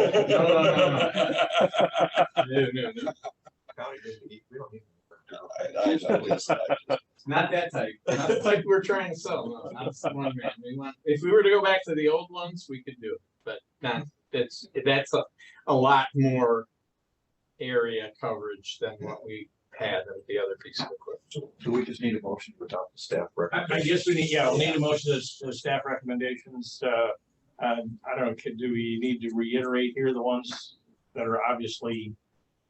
I think if you just approve the projects based on the memo provided, I think you've got it covered. Even that additional cost for Brian is within the budget, we don't have a problem. We won't, the townships will. Townships will. I mean, you start looking at, because you're talking about, again, Union Township, Grant, Share will go up. They typically do 2 applications. Yeah, it didn't, at one time, wasn't that even 3 applications in the cost? They can do the third They can do application, but third it's 100% their They- cost. Yeah, but they've always, they backed off of that because of the cost, and then I think everybody's gone to the well, the well, Brian, has anybody ever used the townships, use the, We've been extending that contract expensive? for the last, at least since I've been here, so they've We went always with, been on the same. yeah, Beckman for at least 6 This or was 7 a years. hot button topic at the township meeting. Well, we increased, I think, our share from what it was Yeah. just a year or two ago. Yeah. A couple of years ago. Yeah. And it is kind of, I mean, if you live on a gravel road, it's kind of important to you. Yeah, it is. We get the complaints. All the time. And I'm sure they're coming. And in they now. usually It's go a dusty lot, already. those are the ones that come to me, I can't count how many answers I had to give to people last year. But, I guess we'll have to, see how this develops and, I don't know, maybe if it becomes a critical situation, we'll have to revisit budget and revisit. Well, here's the thought too, maybe with this more expensive product, we apply it and we see just exactly, is that product really worth that much more? Maybe it is. And we, Maybe it'll extend the life of it, because a lot of times when this brine goes down, it's a couple, 2-3 weeks later and it's like you didn't brine. So, yeah, and Yeah, it really depends on how much rain you get. it does. But maybe this other product, the more expensive product, maybe in fact it is worth the money. I don't know. yeah, And maybe not. yeah, looking at so we found some historic studies, I think it was Wayne County and Macomb County, or sorry, Midland County, that looked at this 38% calcium chloride product versus either an oil field brine or a mineral brine. And both are very truncated snapshots in time. So one actually looks at application rates versus average dust emission. And it does show that a higher calcium chloride content does significantly reduce your dust emissions. So, I mean, we're actually holding more fines in that road, but it's just one very small snapshot on the timeline. It doesn't show what those degradation curves look like. The other is more of a solution by volume at equilibrium that shows you're actually getting more of that hygroscopic effect with more calcium chloride. It's actually attracting and retaining more water on that road surface. But again, it's very, very short. So I like that recommendation. I mean, obviously, we want to be conscious and, stewards of the funds that we're appropriating to this. But if we are in a situation where we do end up applying this, actually using it as a learning opportunity could be very worthwhile. Sounds like we're gonna do that when we like this.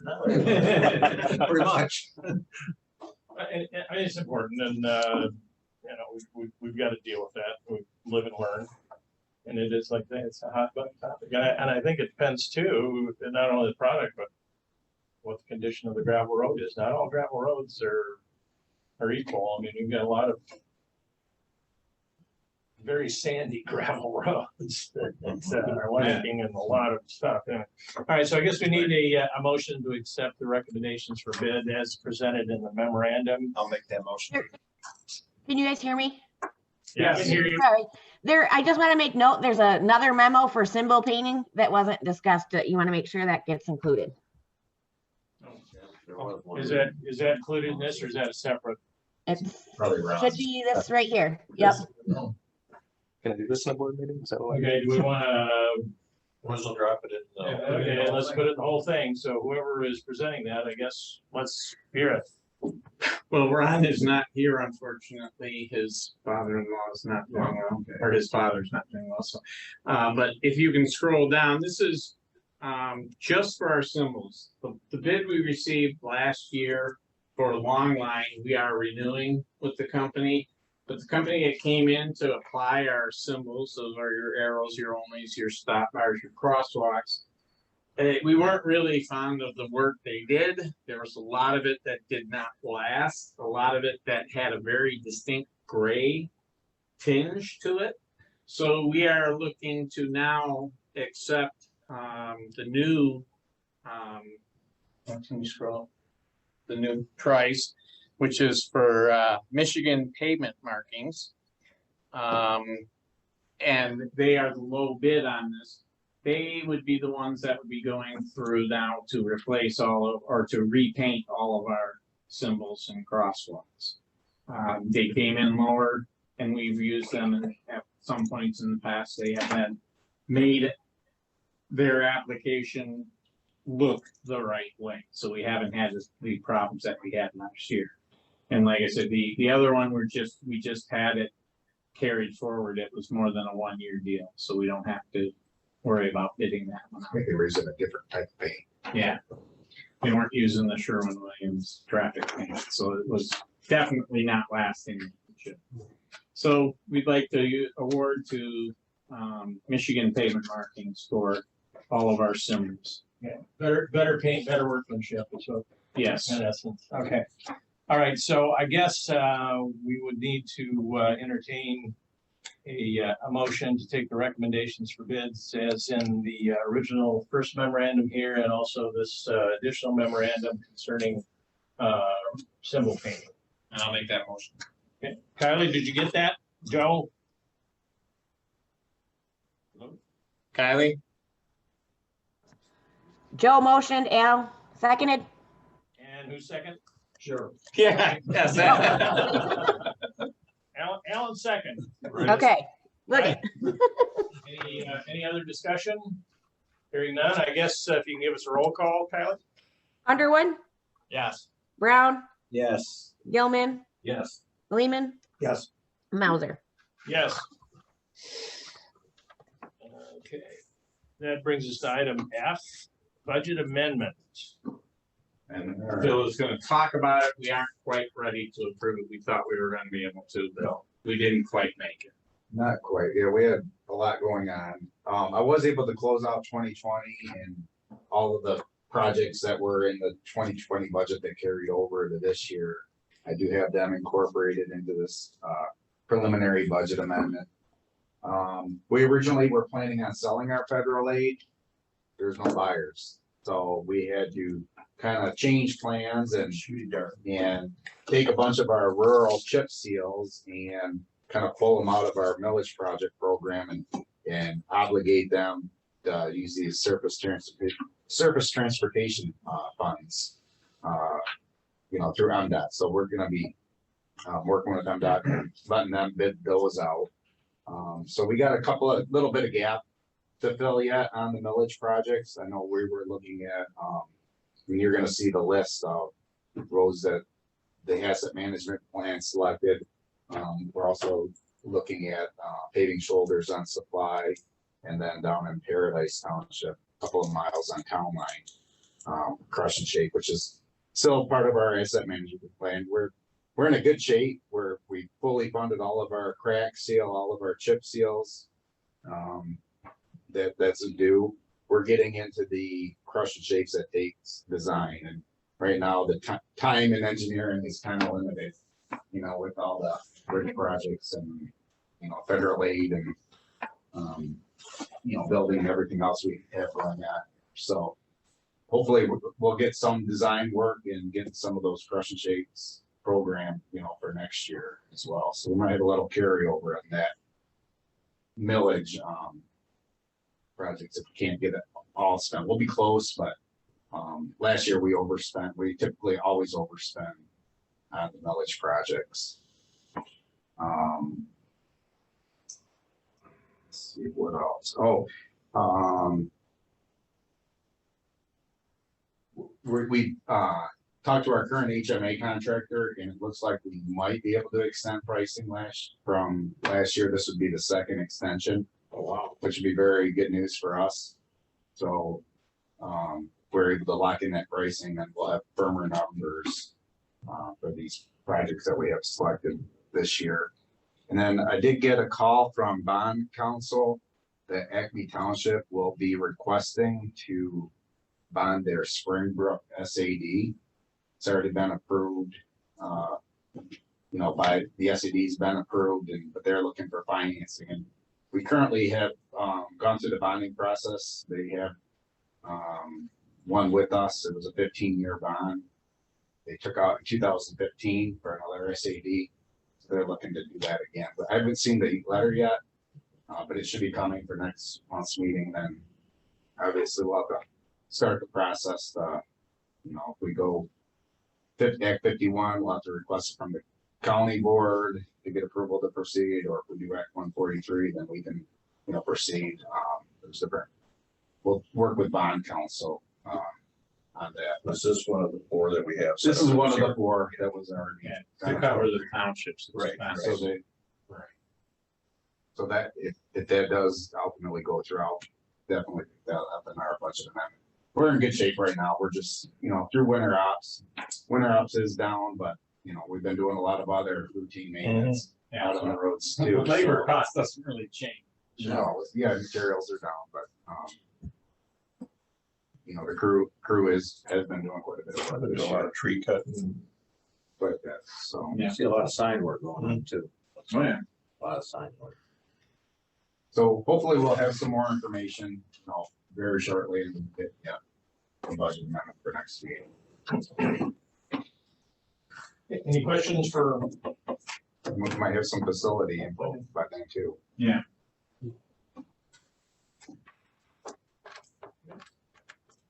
Looking forward to that in the future. Which brings us to the 7, the new A. Yes. From the old W. Yes, thank you. So an update for on the east-west corridor, the Focus Pell Boardman River corridor. So we've got we're working on a revised purpose and need document to incorporate comments from MDOT and FHWA for the draft purpose and need. They had quite a few comments, and so the team's been working on that. Not that we've missed the boat or they weren't included or excluded or anything of that nature, but they've had a fair number of turnover. So folks that were from MDOT that were at the phase 1 east-west corridor study and were involved with that and knew what was going on, were local MDOT folks, and they've either retired or they have taken other positions, and so that information hasn't necessarily trickled down to Lansing. And so what we're doing here is we're addressing those specialists in the Lansing area, and so our purpose and need, that usually a page and a half, is somewhere in the 9 or 10 pages, or anyways, it's quite healthy. But the team has been working on that, and they're specifically addressing all of these questions for MDOT and FHWA. And on if the board has any questions of Bill Zip, our lead contact, or Todd Davis from WSP, that is specifically working on the purpose and need, they are available here tonight and can answer any questions. But otherwise, the team has been working on 3 basic alignment alternatives, and they're refined those from the 5 concept alignments that we initially had based on those initial comments from the LAG and the focus groups. They're working on the traffic demand model in coordination with MDOT. They're expecting to submit the revised purpose and need document with MDOT to MDOT and FHWA, and I've got a draft. They've worked up that draft, and pending tonight, they will be working on getting that submitted right away. They're moving into that next round of the public outreach for the LAGs, the focus groups, and then moving into the public. And that's based on having a final purpose and need and the alternate alignments available. So 2 elements, the traffic demand model and the purpose and need document. So these have been considerably more complex than anticipated, as I mentioned. With people moving on, we really felt the need that MDOT and FHWA, of course, they're very transportation minded. And so we really had to spend a lot more time in work and bringing them up to speed as to where we're at. So there's been a lot of work going on with that. Now this is more than likely going to create a little bit of a schedule slippage, but at this point in time, there's no slip in the scope or the budget. And we're just going to continue to work with and monitor this as we continue to report to you on a monthly basis. You mentioned we've gone from 5 to 3. What are the 3?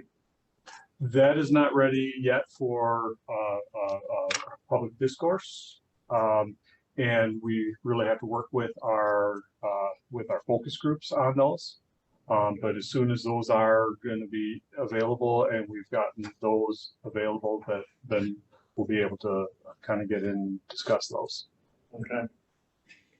Have they zeroed in on to or included in the conversation along both sides of the river? There's a lot of parkland, recreation land, public land. Have they been in contact with the people who those belong to, the townships, county, conservation district, as far, because we're gonna have to cross their property some way or another at some point in time, no matter which of the 5 are going to be involved. Right. So have they had a voice yet, or an acknowledgement, or been included in the conversation? If you don't mind, I'd like to kick that one on over to either to Bill or Todd, if you're on, or be able to address that.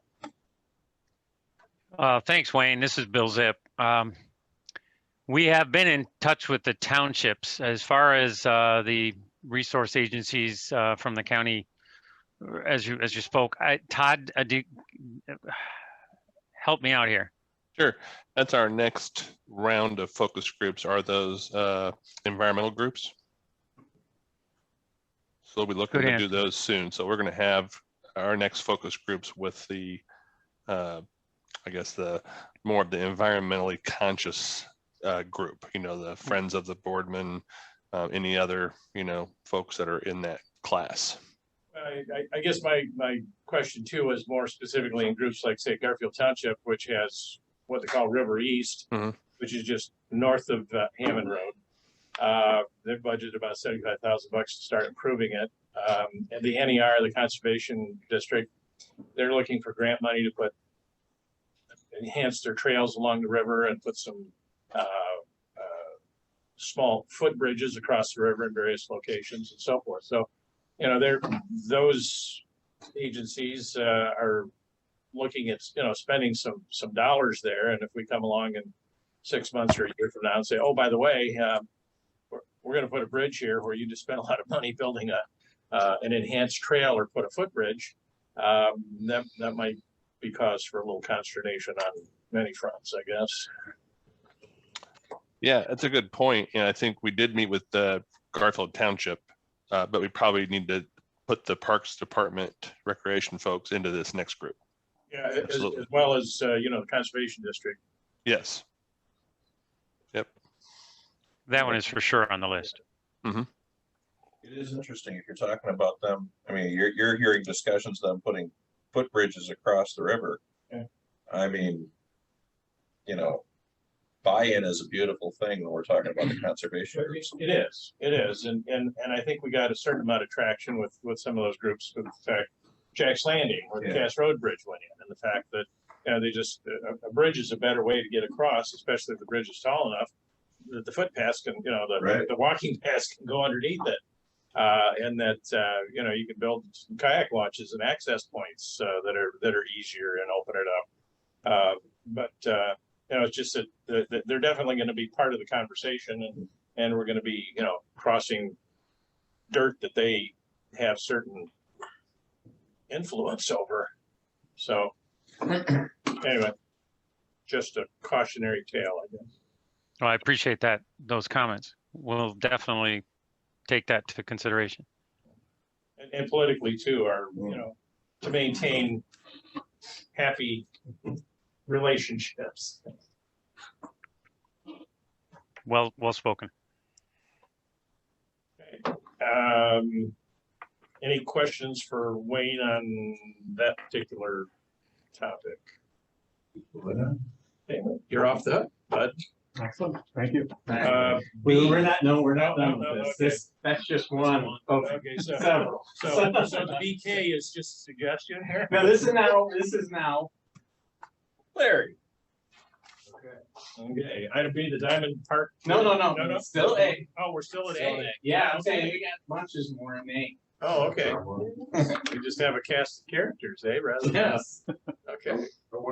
Are we talking about the progress and outstanding projects? Yeah, so the map and everything else, so what we've done so far. I was like, I don't know anything about that. No. And City Works, no, and City Works too.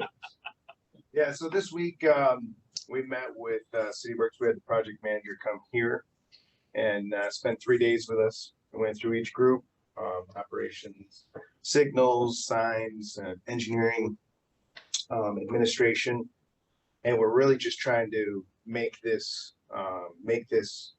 software work for us, you know, trying to make us more efficient, trying to make us communicate better with each other, utilizing geospatial assets like roads, signs, signals, and those types of things. We were able to really talk with each individual group and figure out what everybody does here, because it's kind of new to me as well. So it's really good to have a project manager come in, see what we do, and then, like I said, make this software our software. So it's been kind of an eye opener for me. I think it's really good to discuss the different points that we work on each individual day. Using, like I said, the GIS is going to be our roadmap. It'll be, like facilities for one. We talked to facilities. We're going to have the building mapped. We're going to know that how many outlets are in here, how many lights are in here, how many windows, and we're really going to start taking care of our assets in that we take care of. By utilizing that GIS to be the thing that we click on to say, hey, I worked on this today. I put 2 hours on this and I used this piece of equipment. So it's really going to dial us in and again, help us organize and help disseminate work out to the crews via tablets. And then they're going to fill their tablets or fill their hours in on their tablets. And that way it will come back into the software or basically our site, and our managers and our foremen will be able to see where they're at, what they're doing, and what they worked on. At the end of the day, or at the end of the month, we could go back and say, well, what did we do this month? Did we do brining? Did we do chip seals? Did we do grading? Those types of things. And then we'll be able to have lengths, and we'll be able to have full reports of what we've done and the man hours that it took us to do that with. And we'll also be able to see what equipment we're using. We're hoping after a few years here to be able to optimize what we do and figure out what we're really good at and figure out better ways to do what we're doing. So that's kind of where we're at right now. On the mapping end of things, we've been able to put our projects in a map to show where we're doing work this year. I just made it public today. We'll be having that on our website so that people can see where a project is happening. When that project is happening, they'll be able to see if it's active, if it's in the planning stages, or if it's complete. So it's going to be kind of you can go to it and see, I don't want to drive down that road today. I want to drive around this project, those types of things. Sure. Yeah. So this is just a small unveiling of this type of map. The next map, what I'm working on, is going to show different colors. I got to get this out of the way.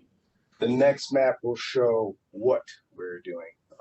Chip seals, bridge replacements, any kind of signal updates or traffic signal projects or construction that might hinder your drive for the day. So this is just a, website that comes back and it's hitting our servers here. We'll be able to update this on a daily basis. You can click on a segment of road. You can see what construction's happening right now. This doesn't have a start and end date because we haven't really got with our contractors and they haven't really said, hey, I'm going to work on this road this day. But once they tell us that they're going to work on that road for that day, I'll enter the start and end construction dates, and these will change colors, and we'll be able to see that this is active construction. I would avoid that kind of thing. Yeah. In this little pop-up, we can see that if you want to call us, here's our number. If you want to email us, here's our email for information. And when you click on this info here, it'll point you to our website. We also communicated with the city of Traverse City. They put in some of the projects that they know in the city. So we're trying to collaborate with them so that people can also see their projects. So we're gonna keep in contact with them so they can collaborate with us and tell us when their projects are active and when their projects are complete. MDOT, we've also communicated with MDOT on their projects so that when we click on their segment of road, they can call MDOT and not us. So it's just, again, kind of a public information site that you can go to and see. Right now, this is the bridge that we're working on, and it's just showing an active construction there.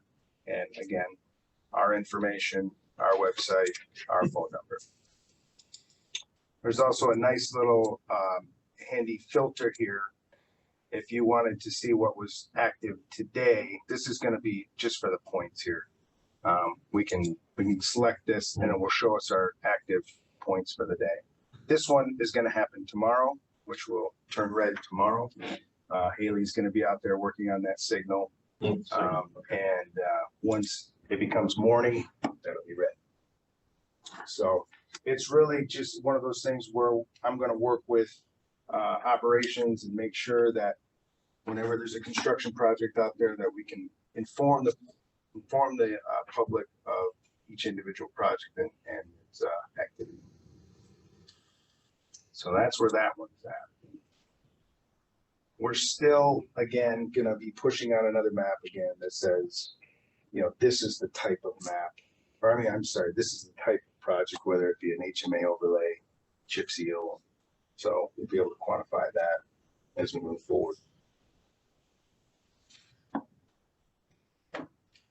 Any questions for Larry?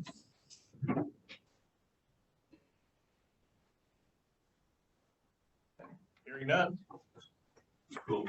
Anybody else? Yes, now I can talk to you a little bit. This is still A? This is still A, yes. Okay. These are all of our ongoing things. We have been in discussion to finalize some of our signal timing with OHM, getting some problems we found with their timing plans. So they're going to be working with us to get their final timing plans into place. Haley is very anxious to get moving with this. We've also had Siemens in to start telling us exactly where we need to put advanced detection and trailing detection from different intersections. So we are getting very close to saying, okay, we're ready to go and start implementing these changes. And so by summer, we should hopefully have a much better flowing traffic throughout the county as we proceed. And we are going to be moving rapidly into getting the scoot system implemented, which will even help us further. So we are making progress on it. Siemens has been here a lot already to deal with a lot of stuff out in the field. And we have a few more things that we still need to upgrade. And, we've got 2 signal projects that we are planning on doing this summer, some rebuilds of 2 intersections. And then we are now looking at a 3rd one, which you haven't really heard much about yet, but it's Airport and Silver Lake Road. And there's a need there because of the number of left turners that approach Silver Lake Road. It is backed up all the way to Best Buy every day. during rush hour. So we're gonna do the hammer and key. So we're kind gonna, of yes, thing. we're gonna do 2 lanes coming down. And I think, Wayne, if I'm not mistaken, we were talking about taking it all the way through to Zimmerman, correct? So it would be as it turns, we'd at least go through Zimmerman to be able to have these dual lanes consistently as it turns, because it's already pretty close for most of it. Yeah, but we were looking at potentially going through the intersection. Yeah, of just get to the Zimmerman. top of the hill, it's right. Yeah, so only it's- on the Zimmerman. So it's kind of a two-step. First will be the intersection of Silver Lake at South Airport to do the proper widening on the South Airport leg and then the Silver Lake leg, and then meld and blend that right into the existing 2 lanes. Right. Take you on up the hill, and then and then of course the new box spans at Silver Lake in South Airport. And then you get up to Zimmerman, and then we have to look at that and looking at changing things around and widening so that we can kind of go through, have a center or a through left and a through right, having 2 lanes, and then taking those 2 lanes and then merging them down into one. Yeah, Geographically, that's a weird intersection. that's a tough intersection for a right turn. Correct. And then building the little strip mall there, I mean, if you're going, if you're on Silver Lake southbound and you go to turn left onto Silver Lake, inevitably there's some guy who wants to get into the to buy a hunk of pizza. So It's a mess. Yeah. So we are working towards that. We're working with getting a design built for the Silver Lake and Airport intersection first, and then moving on beyond that to evaluate. Go ahead, Jason. Well, the only thing I was, I guess it's worked pretty well up here. I mean, at least I've used it. I always go to the right lane and follow it up because, hey, that's gonna be the lane that goes straight, you know? Yeah. But I mean, you know, would we have any signage that some left turn stay in your lane or something? I mean, because I could see people drifting if they're not thinking. Well, we use so when you got dual left turns like that, rabbit tracks is what they kind of, it's one of the little acronyms that I'm sure there's much more technical, but those little rabbit tracks, it's just a little dash there that's between your 2 lanes, and that is that guide that helps people kind of go on around the corner and stay and maintain their lane. Yeah, but I like the way it works up here now. I mean, we get a lot of. It's made a huge improvement. And we've got the rabbit tracks up here if you have noticed that. Well, the beauty of those things is people who use those intersections at those time of the days are people who use them every day. Mhm. Yeah. So once they get accustomed to it, it's Right. sort of. We really did we had very few comments initially about it there. Had a couple negatives, granted. Some people don't like it, but you know, sitting out there and observing, and people adapted to it really pretty quick. And I mean, and just by I went out that way there today, and just by habit, I'm in the left lane. I'm like, well, what am I doing over here? and then a big school bus pulled up alongside me in the right lane, and we all made that turn, and I'm like, he's bigger, and so I just eased off and I merged in behind him. Yeah, I mean, Worked the very biggest nicely. downside is just too bad bit of it 2 lanes and merging a little further down the road. Right. But I guess you got what you got. Well, right. What we did not want to do is we did not want to eliminate that center left turn lane into the church. That's Yeah. there. You know, there's a very large need for that on the weekends there, especially. Yeah. They've got a lot of programs going in there. So having that protected center left turn lane is very important. Oh, yeah. Gotta watch out for those Sunday school. So yeah, so signals were moving forward on rapidly, so that's gonna help greatly for us as we move through this summer and start seeing some of these improvements. And then the other final thing is, you know, as Larry had got into mentioning about facilities here, we are going to have somebody coming in to do a facilities assessment for us, to actually give us an idea of how much longer certain things should last. We know we got problems with our furnaces here. We know that's a problem, but we know there's other things that are starting to show signs of wear. And so we're gonna have somebody coming in to give us an assessment of this building and hopefully be able to give us a plan for what we have left of lifespan on what this building is on each of the individual components. Roof made a huge difference. I mean, my office was still cold because I'm in the corner and I have leaky windows, but that's a whole other issue. But, you know, for the most part, I think it was warmer in the building this year just with that roof. It was enough to notice a difference. So that, Ice damming. yeah, there was no ice damage. It was great. So it was absolutely what we needed to have done. So, so that's pretty much it then for our outstanding and ongoing projects. Anybody got any questions on anything that wasn't covered that they've been wondering about? Losing sleep over? Okay. Then we go to B, Diamond Park Bridge discussion. Okay, I don't know if anybody saw the piece on the Diamond Park. I met out there with Wayne Schmidt and the Lieutenant Governor. And we went out and looked at the bridge and discussed it. And it sounds like from what the discussion was, is that we are going to have that bridge paid for under that new $300 million allocation that was given for bridges that are in need of repair due to weight restrictions or otherwise. And the nice thing about it, as I was informed by Rick Lippick, who's now in charge of the bridges, is we don't have to do anything. When they say, here's the money, all you have to do is say, yes, we'll accept. We give it back to them. They design it, they bid it, they supervise construction, they do all the inspections, they turn in all the paperwork, then they come back to us and say, here's a new bridge and here's your specs on it. Here's your We bridge. do nothing and we don't have to pay. I think we need to go to the negotiating table. See, we can't give up some of the good stuff. I know, right? Yeah, so that was a very good thing to hear. Yeah. And they are going to be, it sounds like the plan is to do this again next year. And that will leave us, though, after Diamond Park, the only other bridge that we will have, correct me if I'm wrong, Wayne, is the Beitner big culverts, which need to be addressed.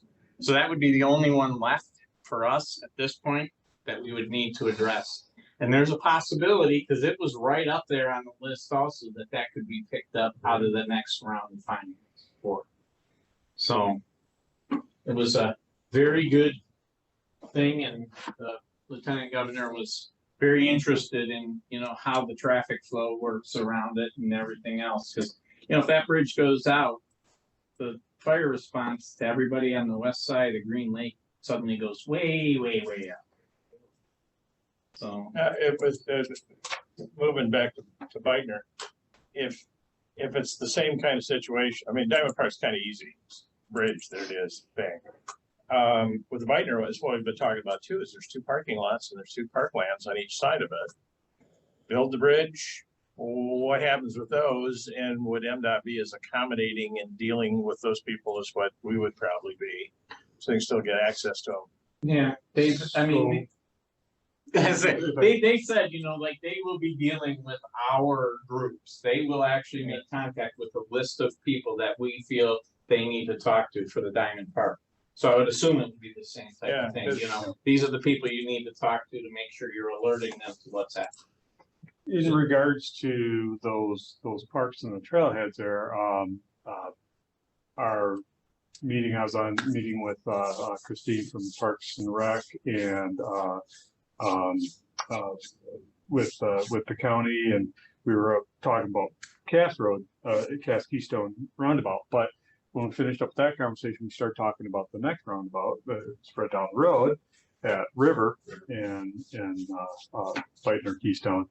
And we then kind of started talking about how at the bridge site there, we've got those trailheads, and we're actually going to be looking at trying to meet mid to late April or into early May to look at, start talking about an alternate way to come into those. And that would be coming down off of River, and basically it was the old Beitner Road there that went across. Can't think of the name of the road off the top of my head there. But that would be there, we still have public right of way there. And so we're gonna be kind of starting to kick that around and looking at that with the other members of the, for the trails and the parks on that there. So, and then that would obviously help us out to have that set in place by the time we get to doing a bridge project. So, okay. Because the NER is having a meeting, or the NER advisory committee is having a meeting April 14th, which will be their first meeting of the year on that. And I know they're interested in it. And the question comes in, yeah, if you tear those parking lots out, we got to come to them differently. Okay, you can pay for the bridge, but who's going to pay for changing, rebuilding the parking lots? And where does that money come from? Because it ain't roads, it's parking lots for parks. So there's a lot of concern out there. I mean, they're not, losing sleep or anything, but it's they know it's there, concerned about it. It's maybe coming. It'll be a good thing because that's dangerous. I've tried to park in there, pull in and out. it's not ideal It's not good. conditions. It's No, not good. no. Okay. Anything else on Diamond Park Bridge or the possibility of another bridge somewhere? No? And I guess we would go to C. So I finally was able to get a call back from the people at DNR, and we have them dealing with some of the paperwork. We're waiting on a signature now from the supervisor in Paradise Township, but everything seems to be moving well for us to probably close on that property sometime mid-April. Also, so we were able to, it's funny, I was out one Friday and I mentioned it to somebody, and then the next Monday I got 4 calls from 4 different staff members that I've been trying to reach. So it's amazing what happens when you talk to the right people. But they all were pretty much understanding what we were trying to do, and it sounds like it's just a matter of this guy has to go out there and make sure there's not some bizarre endangered species out there that we have to be considering.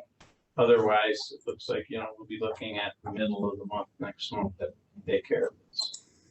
So, Unfortunately, I think it goes without saying that means we're not going to be looking at a November occupancy of our new facility. well, we'll see. I mean, the problem is getting the buildings too. Well, yeah, I mean, they're like, some of these companies are over a year out. Steel. Yeah, I mean, steel is critical path. Steel is numero uno. Yeah, and it's not like they are even close to keeping up right now. No, steel is gonna be the critical linchpin But there. we are going to be meeting with Grand Traverse Construction about this whole situation and talk about more of the information next week on the 30th, Tuesday. If we pretty well, I mean, they've given us those, I'll call it prototype and used before. And we've already modified them. Okay, so we've done it. So basically, as far as the building and the salt barn, we're Grand Traverse, us, everybody, we're all on the same page as what the heck we're gonna build there. Once we own the That's what property. we're gonna be talking about on the 30th, And then because the salt barn that they spec is not high enough. Okay, And so if we have the full-size trucks coming in there to dump, they're gonna take out rafters. it's kind of a bad thing. Yeah, we don't want that. So we wanna make sure it's at like the height of this building, not the height of the current building out in Kingston. Well, So yeah. they are going to be dealing with that, and that's one of the things we're gonna talk in more detail Okay, about it with them on, It'd be a real Tuesday shame, next I week. guess, that, we've been delayed by buying the stupid land, that we get the land and then we're still doing things that have been kind of, it's kind of cool if we get them done. So we're ready to hit the road running, no road. yeah, not everything, intended, but everything should be pretty set to go, and we'll be talking, for that. We may end up calling a special meeting depending on how things happen, but we'll make sure we get it as soon as we're ready. We'll move forward Okay, and get everything taken care yeah. of. Mhm. Then, I mean, we want to sign a contract document with Grand Traverse Construction ASAP as soon as we own the land, so they can move Yeah. forward, so they can write the PO for the steel, because nobody's gonna fabricate or do shop drawings or anything until there's a signed PO in hand. Right. So, but we are making progress now. At some point also, we need to go in to Kingsley, to the village, and do a presentation, and I know that, Carl, you know some people from Kingsley. A couple. We may want to, you and I attend a Kingsley meeting to talk to them about getting the utilities and the okay for the utilities. They don't have a choice. I talked to Gosling on this because Gosling's going to design it for Grand Traverse, and I talked to the guy there. He said they can't not let us hook up the sewer. We're close enough by law to the sewer line that they have to let us connect to it because it's there. And that's just what they don't want septic tanks. Nobody wants septic tanks. So, but the water, they have some wiggle room about as far as how we deal with it. And so the fire suppression system is the biggest thing. We don't want to pay for a fire suppression system based on a well because the maintenance of it is just way too high. Yes. Yeah, so we want to make sure we're on there, and I don't know why they would have a problem, you know, other than. Well, the only things I've heard is traffic, and we're just flip-flopping traffic, and if they put a new middle school up at the high school, it's a logical spot to dump the buses out on. Yeah, right, So exactly. It just makes sense. Yeah, so we now have a drawing that was done by Steve, submitted, and that will be what is the state is basing their stuff on as far as like moving this footprint of the property up to where it needs to be, as well as where that building and everything will be is like, okay, it's here, and the road that goes to service the schools will be running here, because that's the whole thing is, you know, they want the state really pushes intergovernmental cooperation. Synergy. So when we're helping out, so we're providing something for us and the schools and Paradise Township all at once, it helps the cause. So. Sounds good. We're anxious. Ready to go. Are we gonna be purchasing the property before the next board meeting? Or We do may or may not, but that's the, we're gonna, if we do, we'll have to go through, because we'll have to figure out if we're buying it just from from Paradise, or if we have to buy it from the state and Paradise. So if we do, we'll figure that out. And if we need to call a special meeting, maybe we do. But it may be something too that doesn't matter, we wait until the next meeting, depending on how things are coming with DP. So. Okay. I guess, okay, we've exhausted that then. Okay. We go to item D, strategic plan. Okay. So far I have 4 people that I've talked to. One of them is, his last name is Mead. I'm not sure if anybody knows. I think it's John or anything, I don't remember, sorry. But I talked to him. I talked to the lady who did our media interaction for the East-West corridor, as well as 2 others. And we've got some good responses as far as, you know, what they expect from us. And there's different approaches that we're going to want to talk about, but the biggest concern is, when are you going to be able to attend? Because we are looking at doing this on a Saturday, and we would not be able to do it until after the 10th for any of them. None of them would be prepared to do it before the 10th. So we would like to do it. And we're not talking about something that is going to be even above my purchasing authority. So assuming, you know, we can talk a little bit about, you know, what our procedure is, I think we can figure it out. And if you want to wait and have the board decide who they want and have an interview with them, fine. But I think if we put a summary together for you and say here, then you guys can decide, well, yes, that works for us or not. But I think, you know, with the way it is and how far we've come, we've done a lot of discussion in-house here of the things we know we want to talk about. So if you guys have things you want to talk about when we meet with these people, the first phase is to meet with them and say, okay, here is what we know we want. And I would like to set this up really later in April than earlier, or potentially even into May, but I want to try and get a date so we can lock down this person that we end up selecting, hopefully, and get them in to do it when everybody here is not going to have a schedule. And it is, they're all saying, you know, you're looking at an 8-hour minimum day on a Saturday to do this. So Dates, April, May. I guess let's go first. Do we want to do it late April, or do we just rather talk about May and pick Saturday? I can do whatever, so you guys figure it out. May Day, May Day. That's the first. It is, and it's a Saturday. Yes.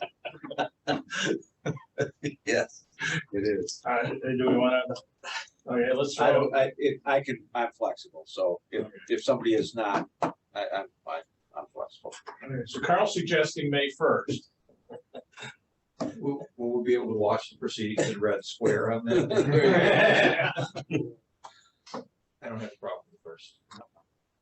okay. Okay, So then, tentatively, we would be available May 1st. okay, so the next thing they want from the board commissioners particularly, because we're going to be meeting also to come up with topics or areas of concern. If you all, any of you have any specific things that you feel are important that are discussed, whether it be intergovernmental relations, whether it be how we deal with different projects, whether it be how we deal with maintenance, I don't care what it is. If you guys have something that you know that you have seen that you would like to address during this, that is something I would like to have back hopefully by the 6th of April or whatever that Friday is. I guess I can't, the 9th maybe. I'd like to have it back for sure by then so that we can have a real scope of what these people are going to be asked to produce and what they're going to be asking them to kind of guide us through to make sure that all of the topics that are of concern here within the road commission are covered. I mean, if I had any one thing, it's just looking at the big picture, looking at a 20 and 30-year plan as far as what we need to acquire as far as property goes, because we are talking about, I mean, already we're in the midst of something that's going to require property acquisition. There may be some other changes in the future that are going to require property acquisition. And I think we need to talk about how we deal with that and how long we're willing to sit on property and whether or not we should be sitting on property that we own right now, that it's not doing anything for us. So I think property has, you know, our property ownership needs to be a big discussion, and then looking in the future. Yeah. I think we need to talk about that. So let's back up to the, we've got 4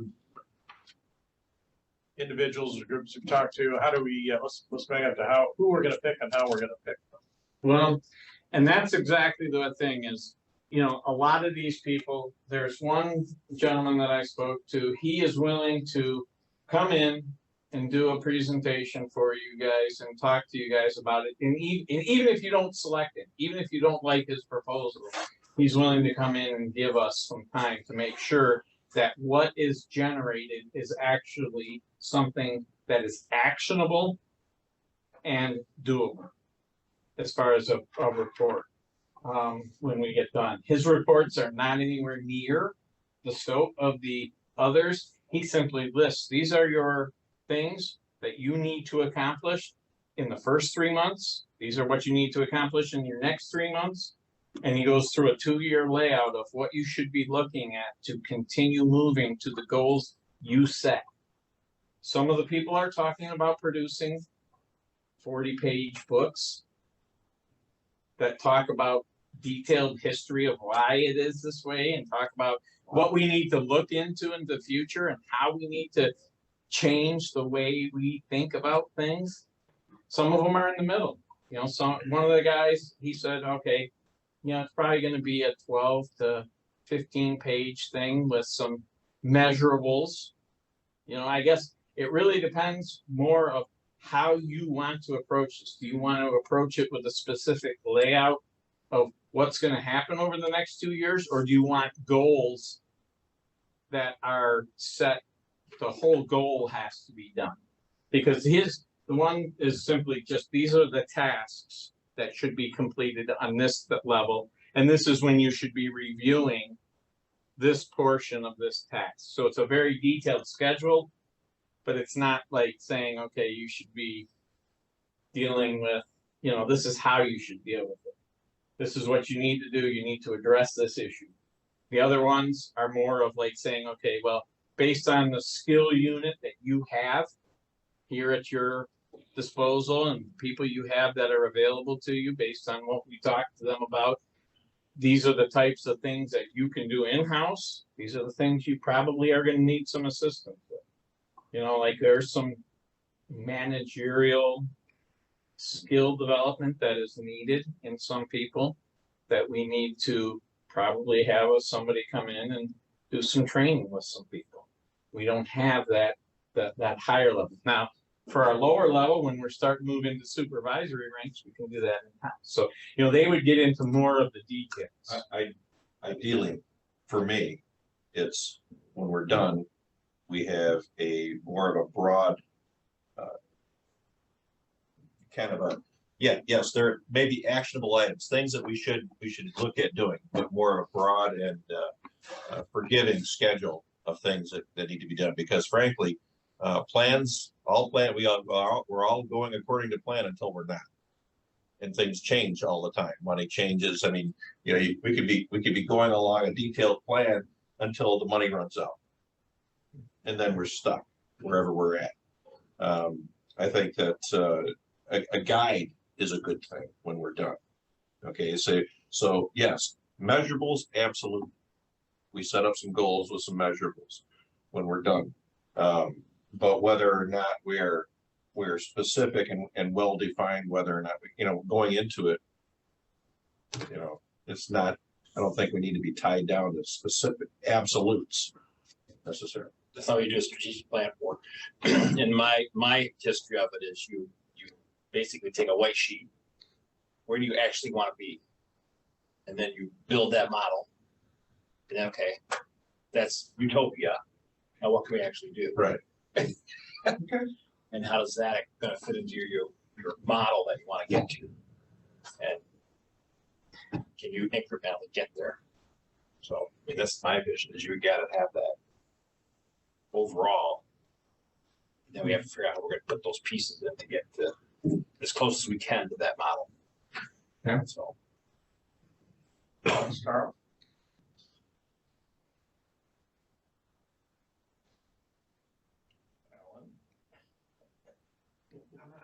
I come from small business, so I don't know much about it, but I think I'd like really a big cloud vision of where we should be, and then put the steps in later, something we could incrementally do after we've got looked up.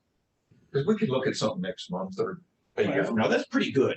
I mean, something in the near future we can handle. Special meeting, staff does what they want to do.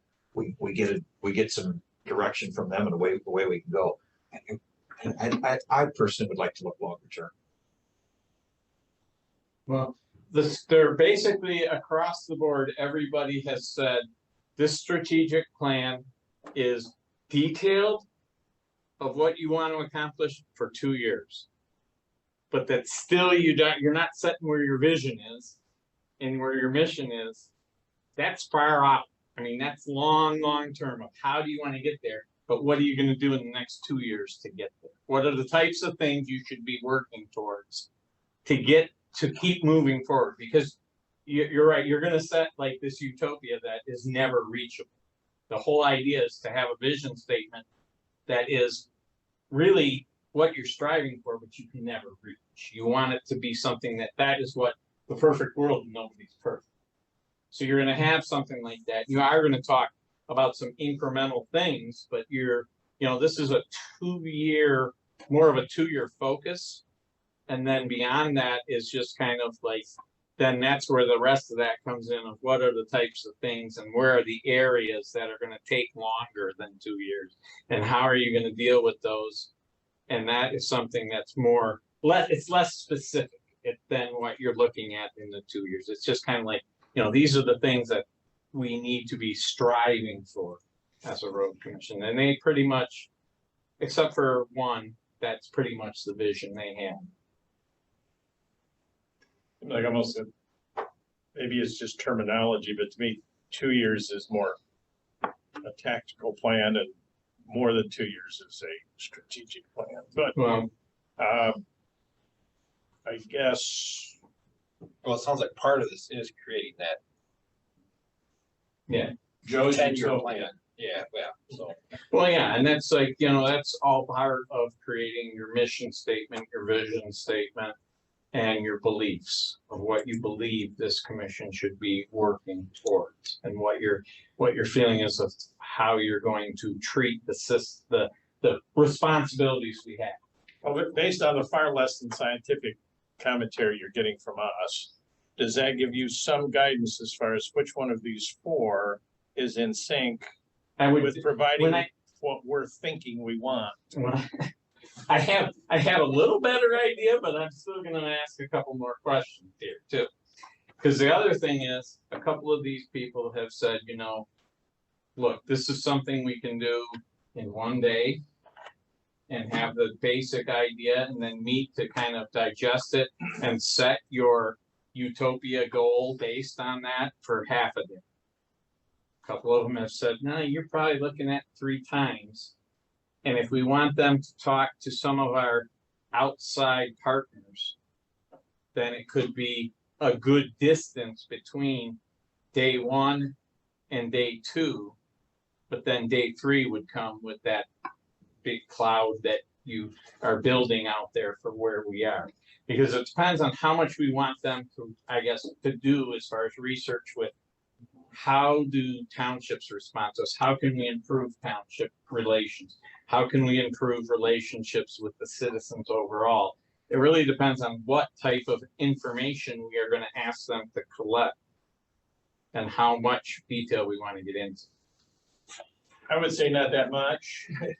If it's too many times, it's gonna feel like psychiatric sessions or something. Yeah. So, I tend to,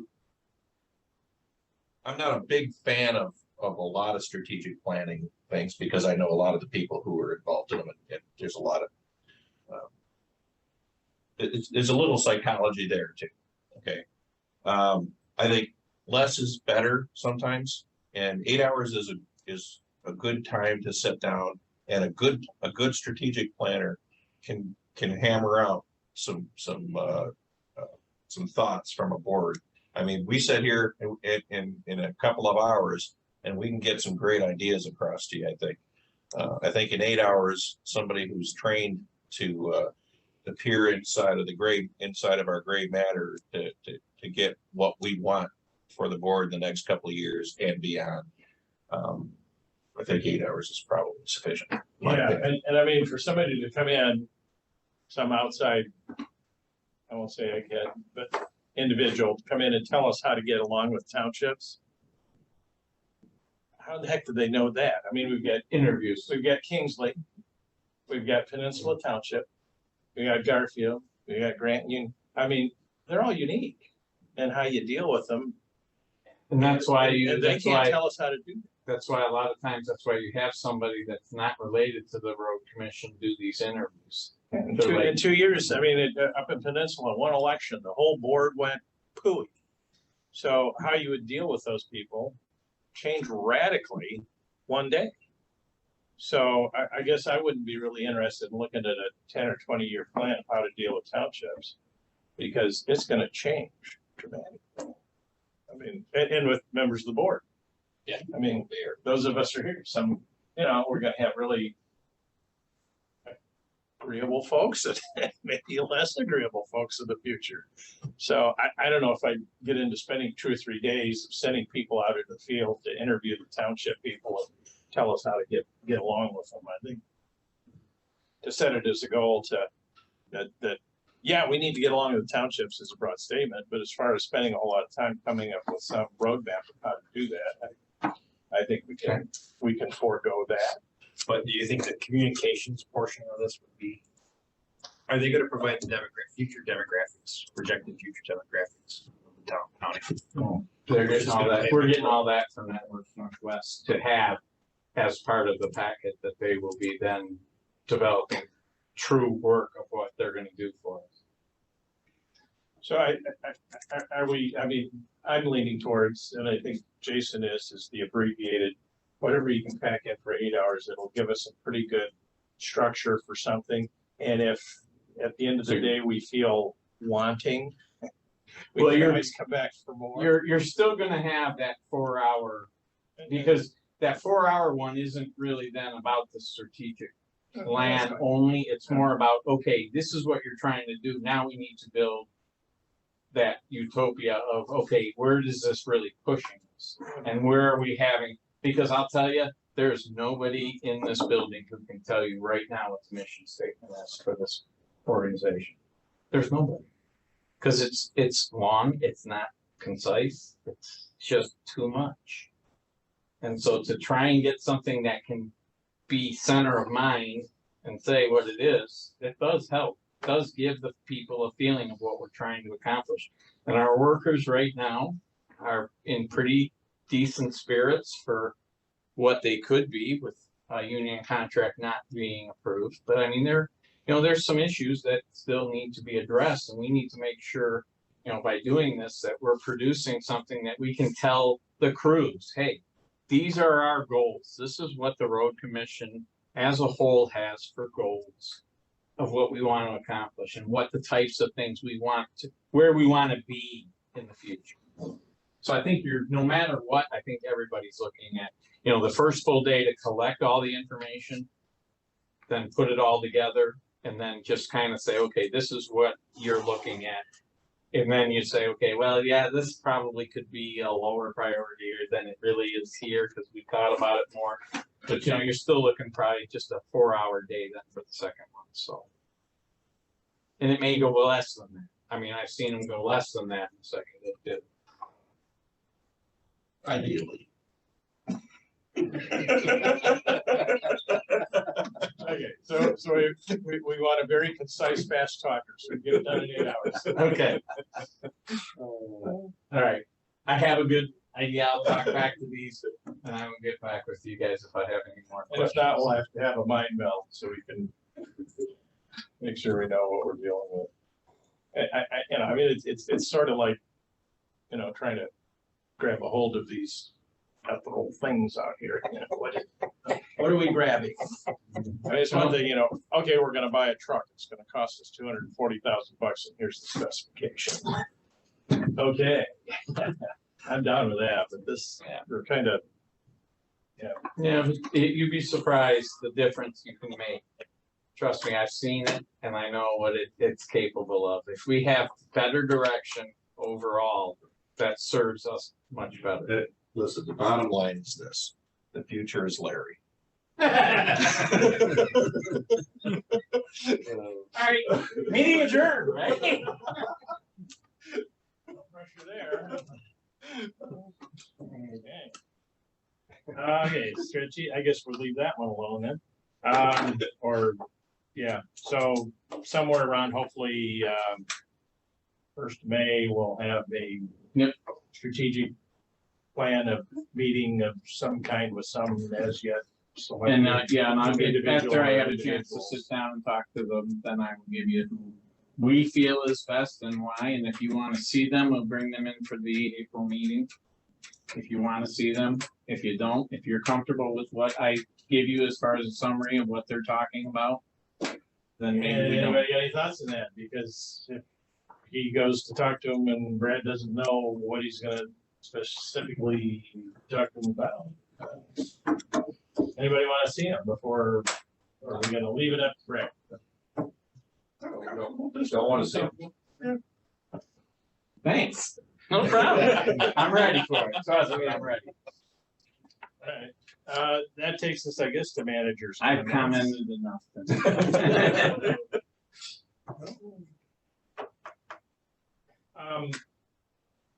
Okay, then let's go back and we'll pull up our little email files. There's some letters and some correspondence here that we all got. Is there anything we need to discuss on those that we should look at? We got this Mitten Apartments and we're getting lawyer scary letters. Is there anything we need to know about that? Sounds like a Wayne thing. I haven't had a chance to look into that.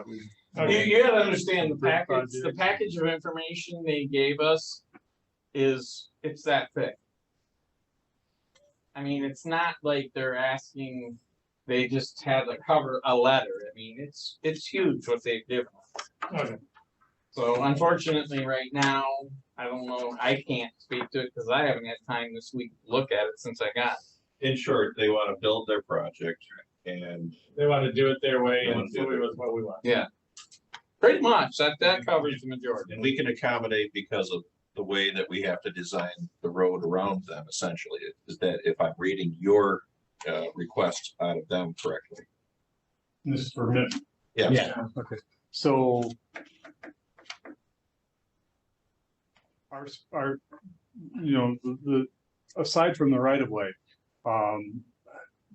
what they're originally showing and planning on was, yeah, they would put in the curved intersection on that quadrant, as we requested. They do necessary gutter there, but what they didn't want it, but what they were doing was basically they were taking their site and then truncating any drainage. Oh.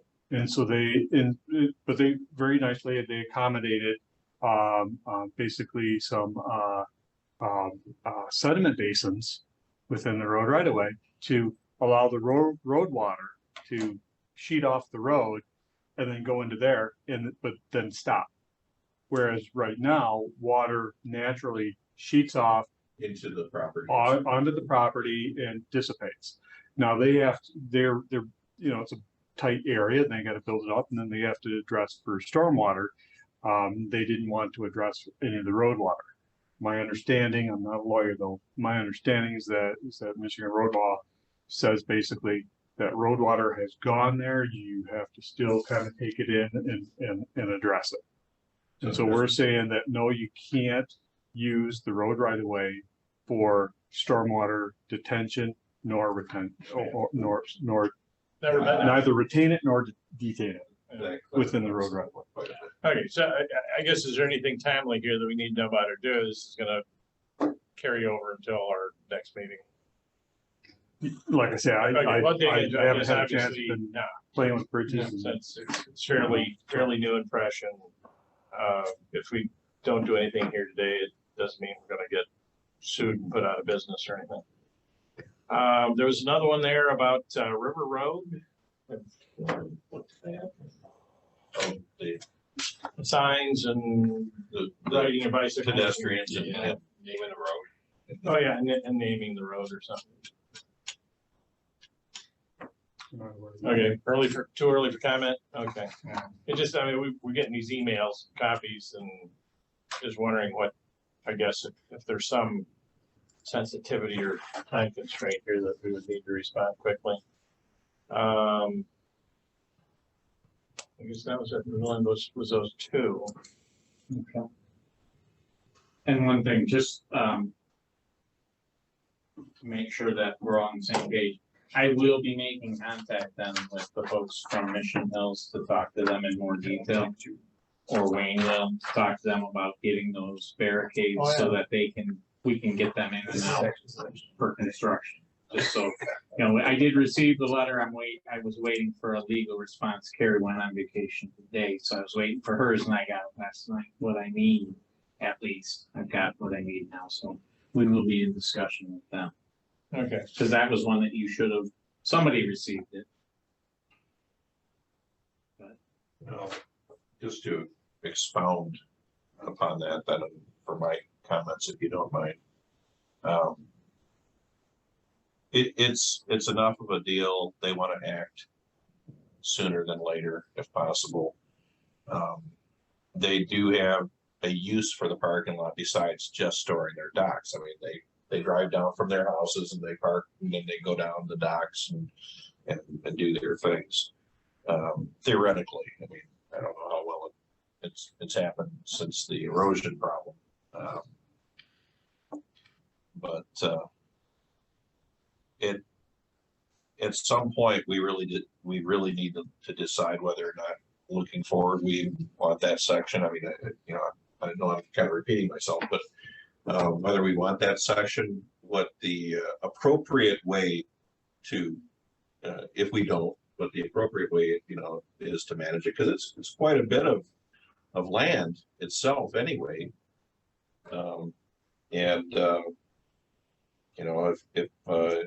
If we're going to do something which is pretty permanent, then we want to make sure that we have all our I's dotted and T's crossed and all that,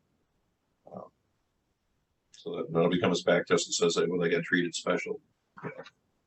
But we have to look at our liability too, because it is a section of road that is still caving in and giving way, and pretty soon it goes to the hill, and it's their problem anyway, and we don't have a road to worry. Yeah. So. Yes, so I guess we just need to get, some of the legal clarifications of really what our. Yeah, well, it's basically, the biggest issue is just the simple fact, I guess, that they both said it's either open or it's not. Yeah.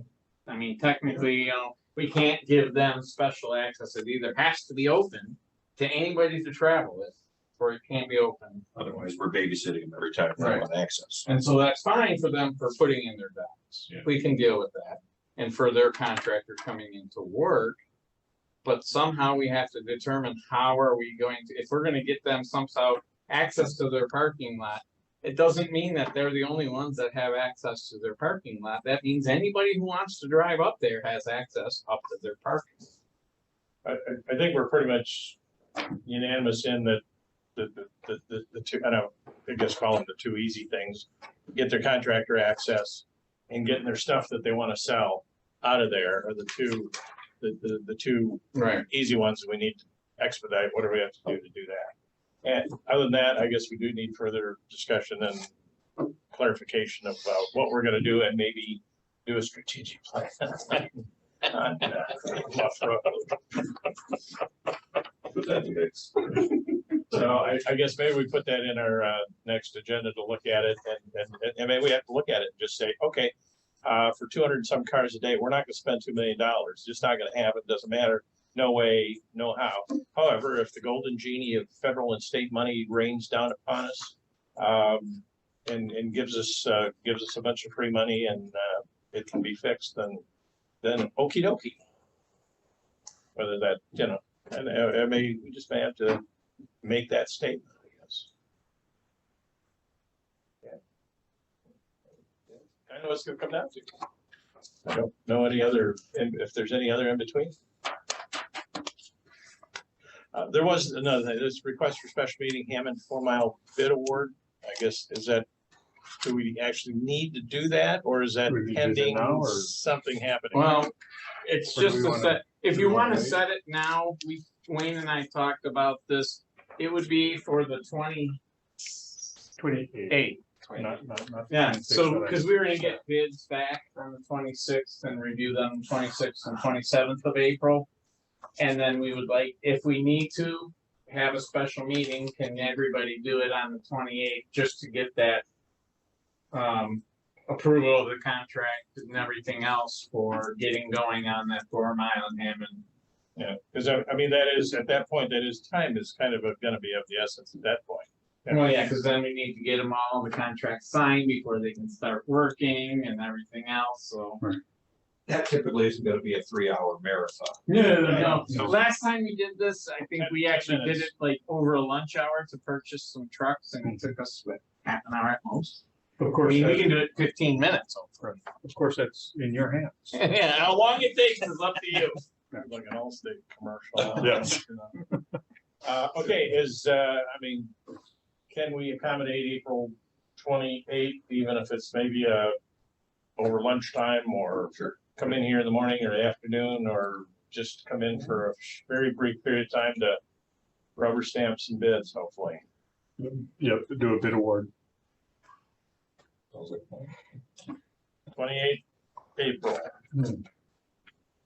Okay. All right, that, like I said, just, we had emails and they seem to have some importance to them. That would take us to, if any other commissioner comments, I guess I'm hogging all the time here.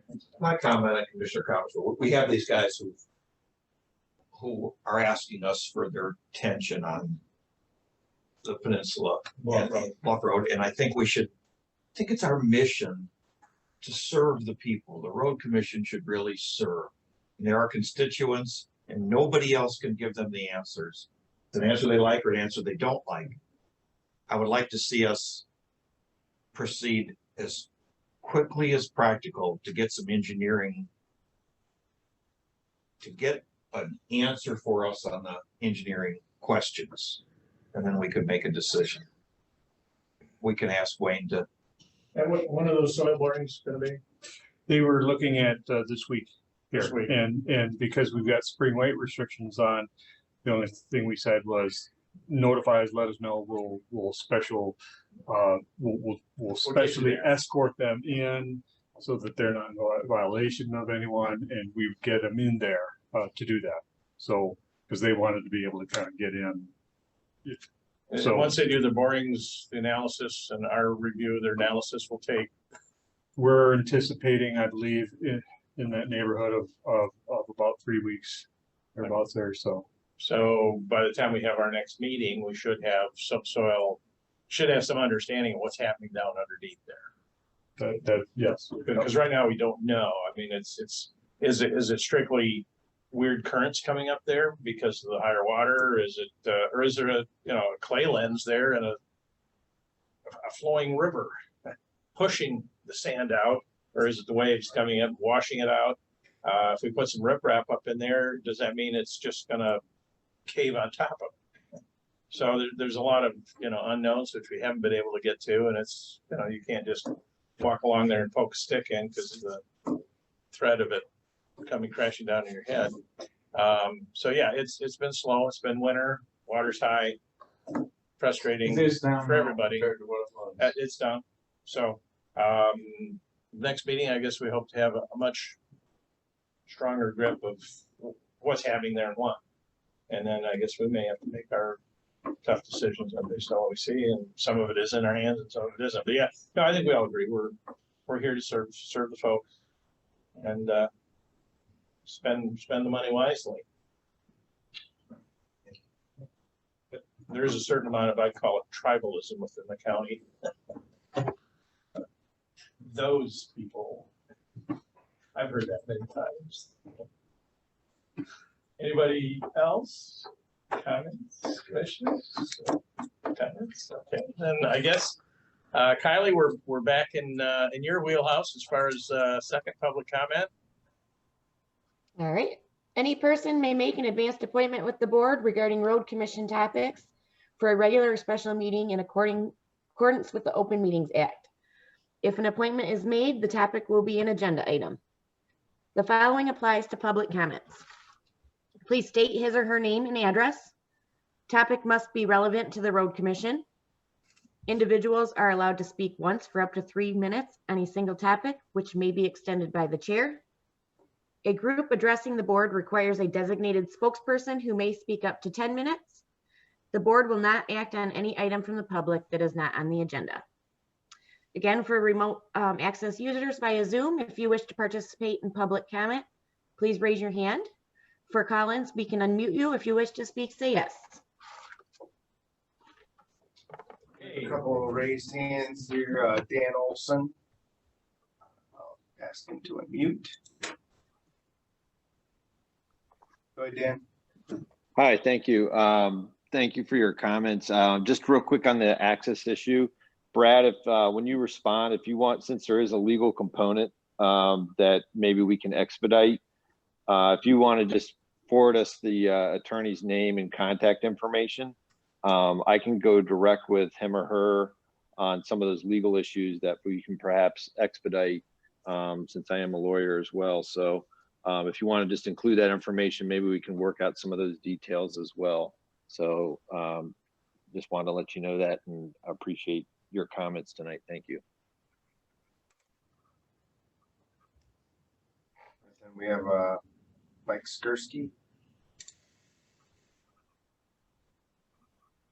Yeah, Mike Skursky, thanks again for the time earlier and a nice summary of at least the thoughts at the end of this meeting. I guess I would just reiterate that that you really consider at the next meeting, after you do have the GEI report, that you look at using step 2 of their recommended study, which is looking at stopgap measures to further stop the erosion on the right of way.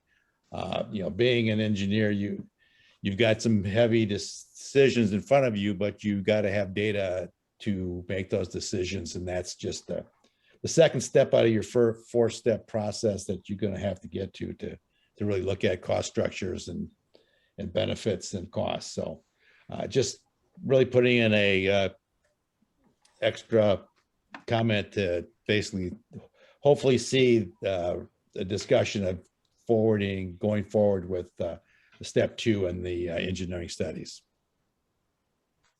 Thanks. Thanks, Mike.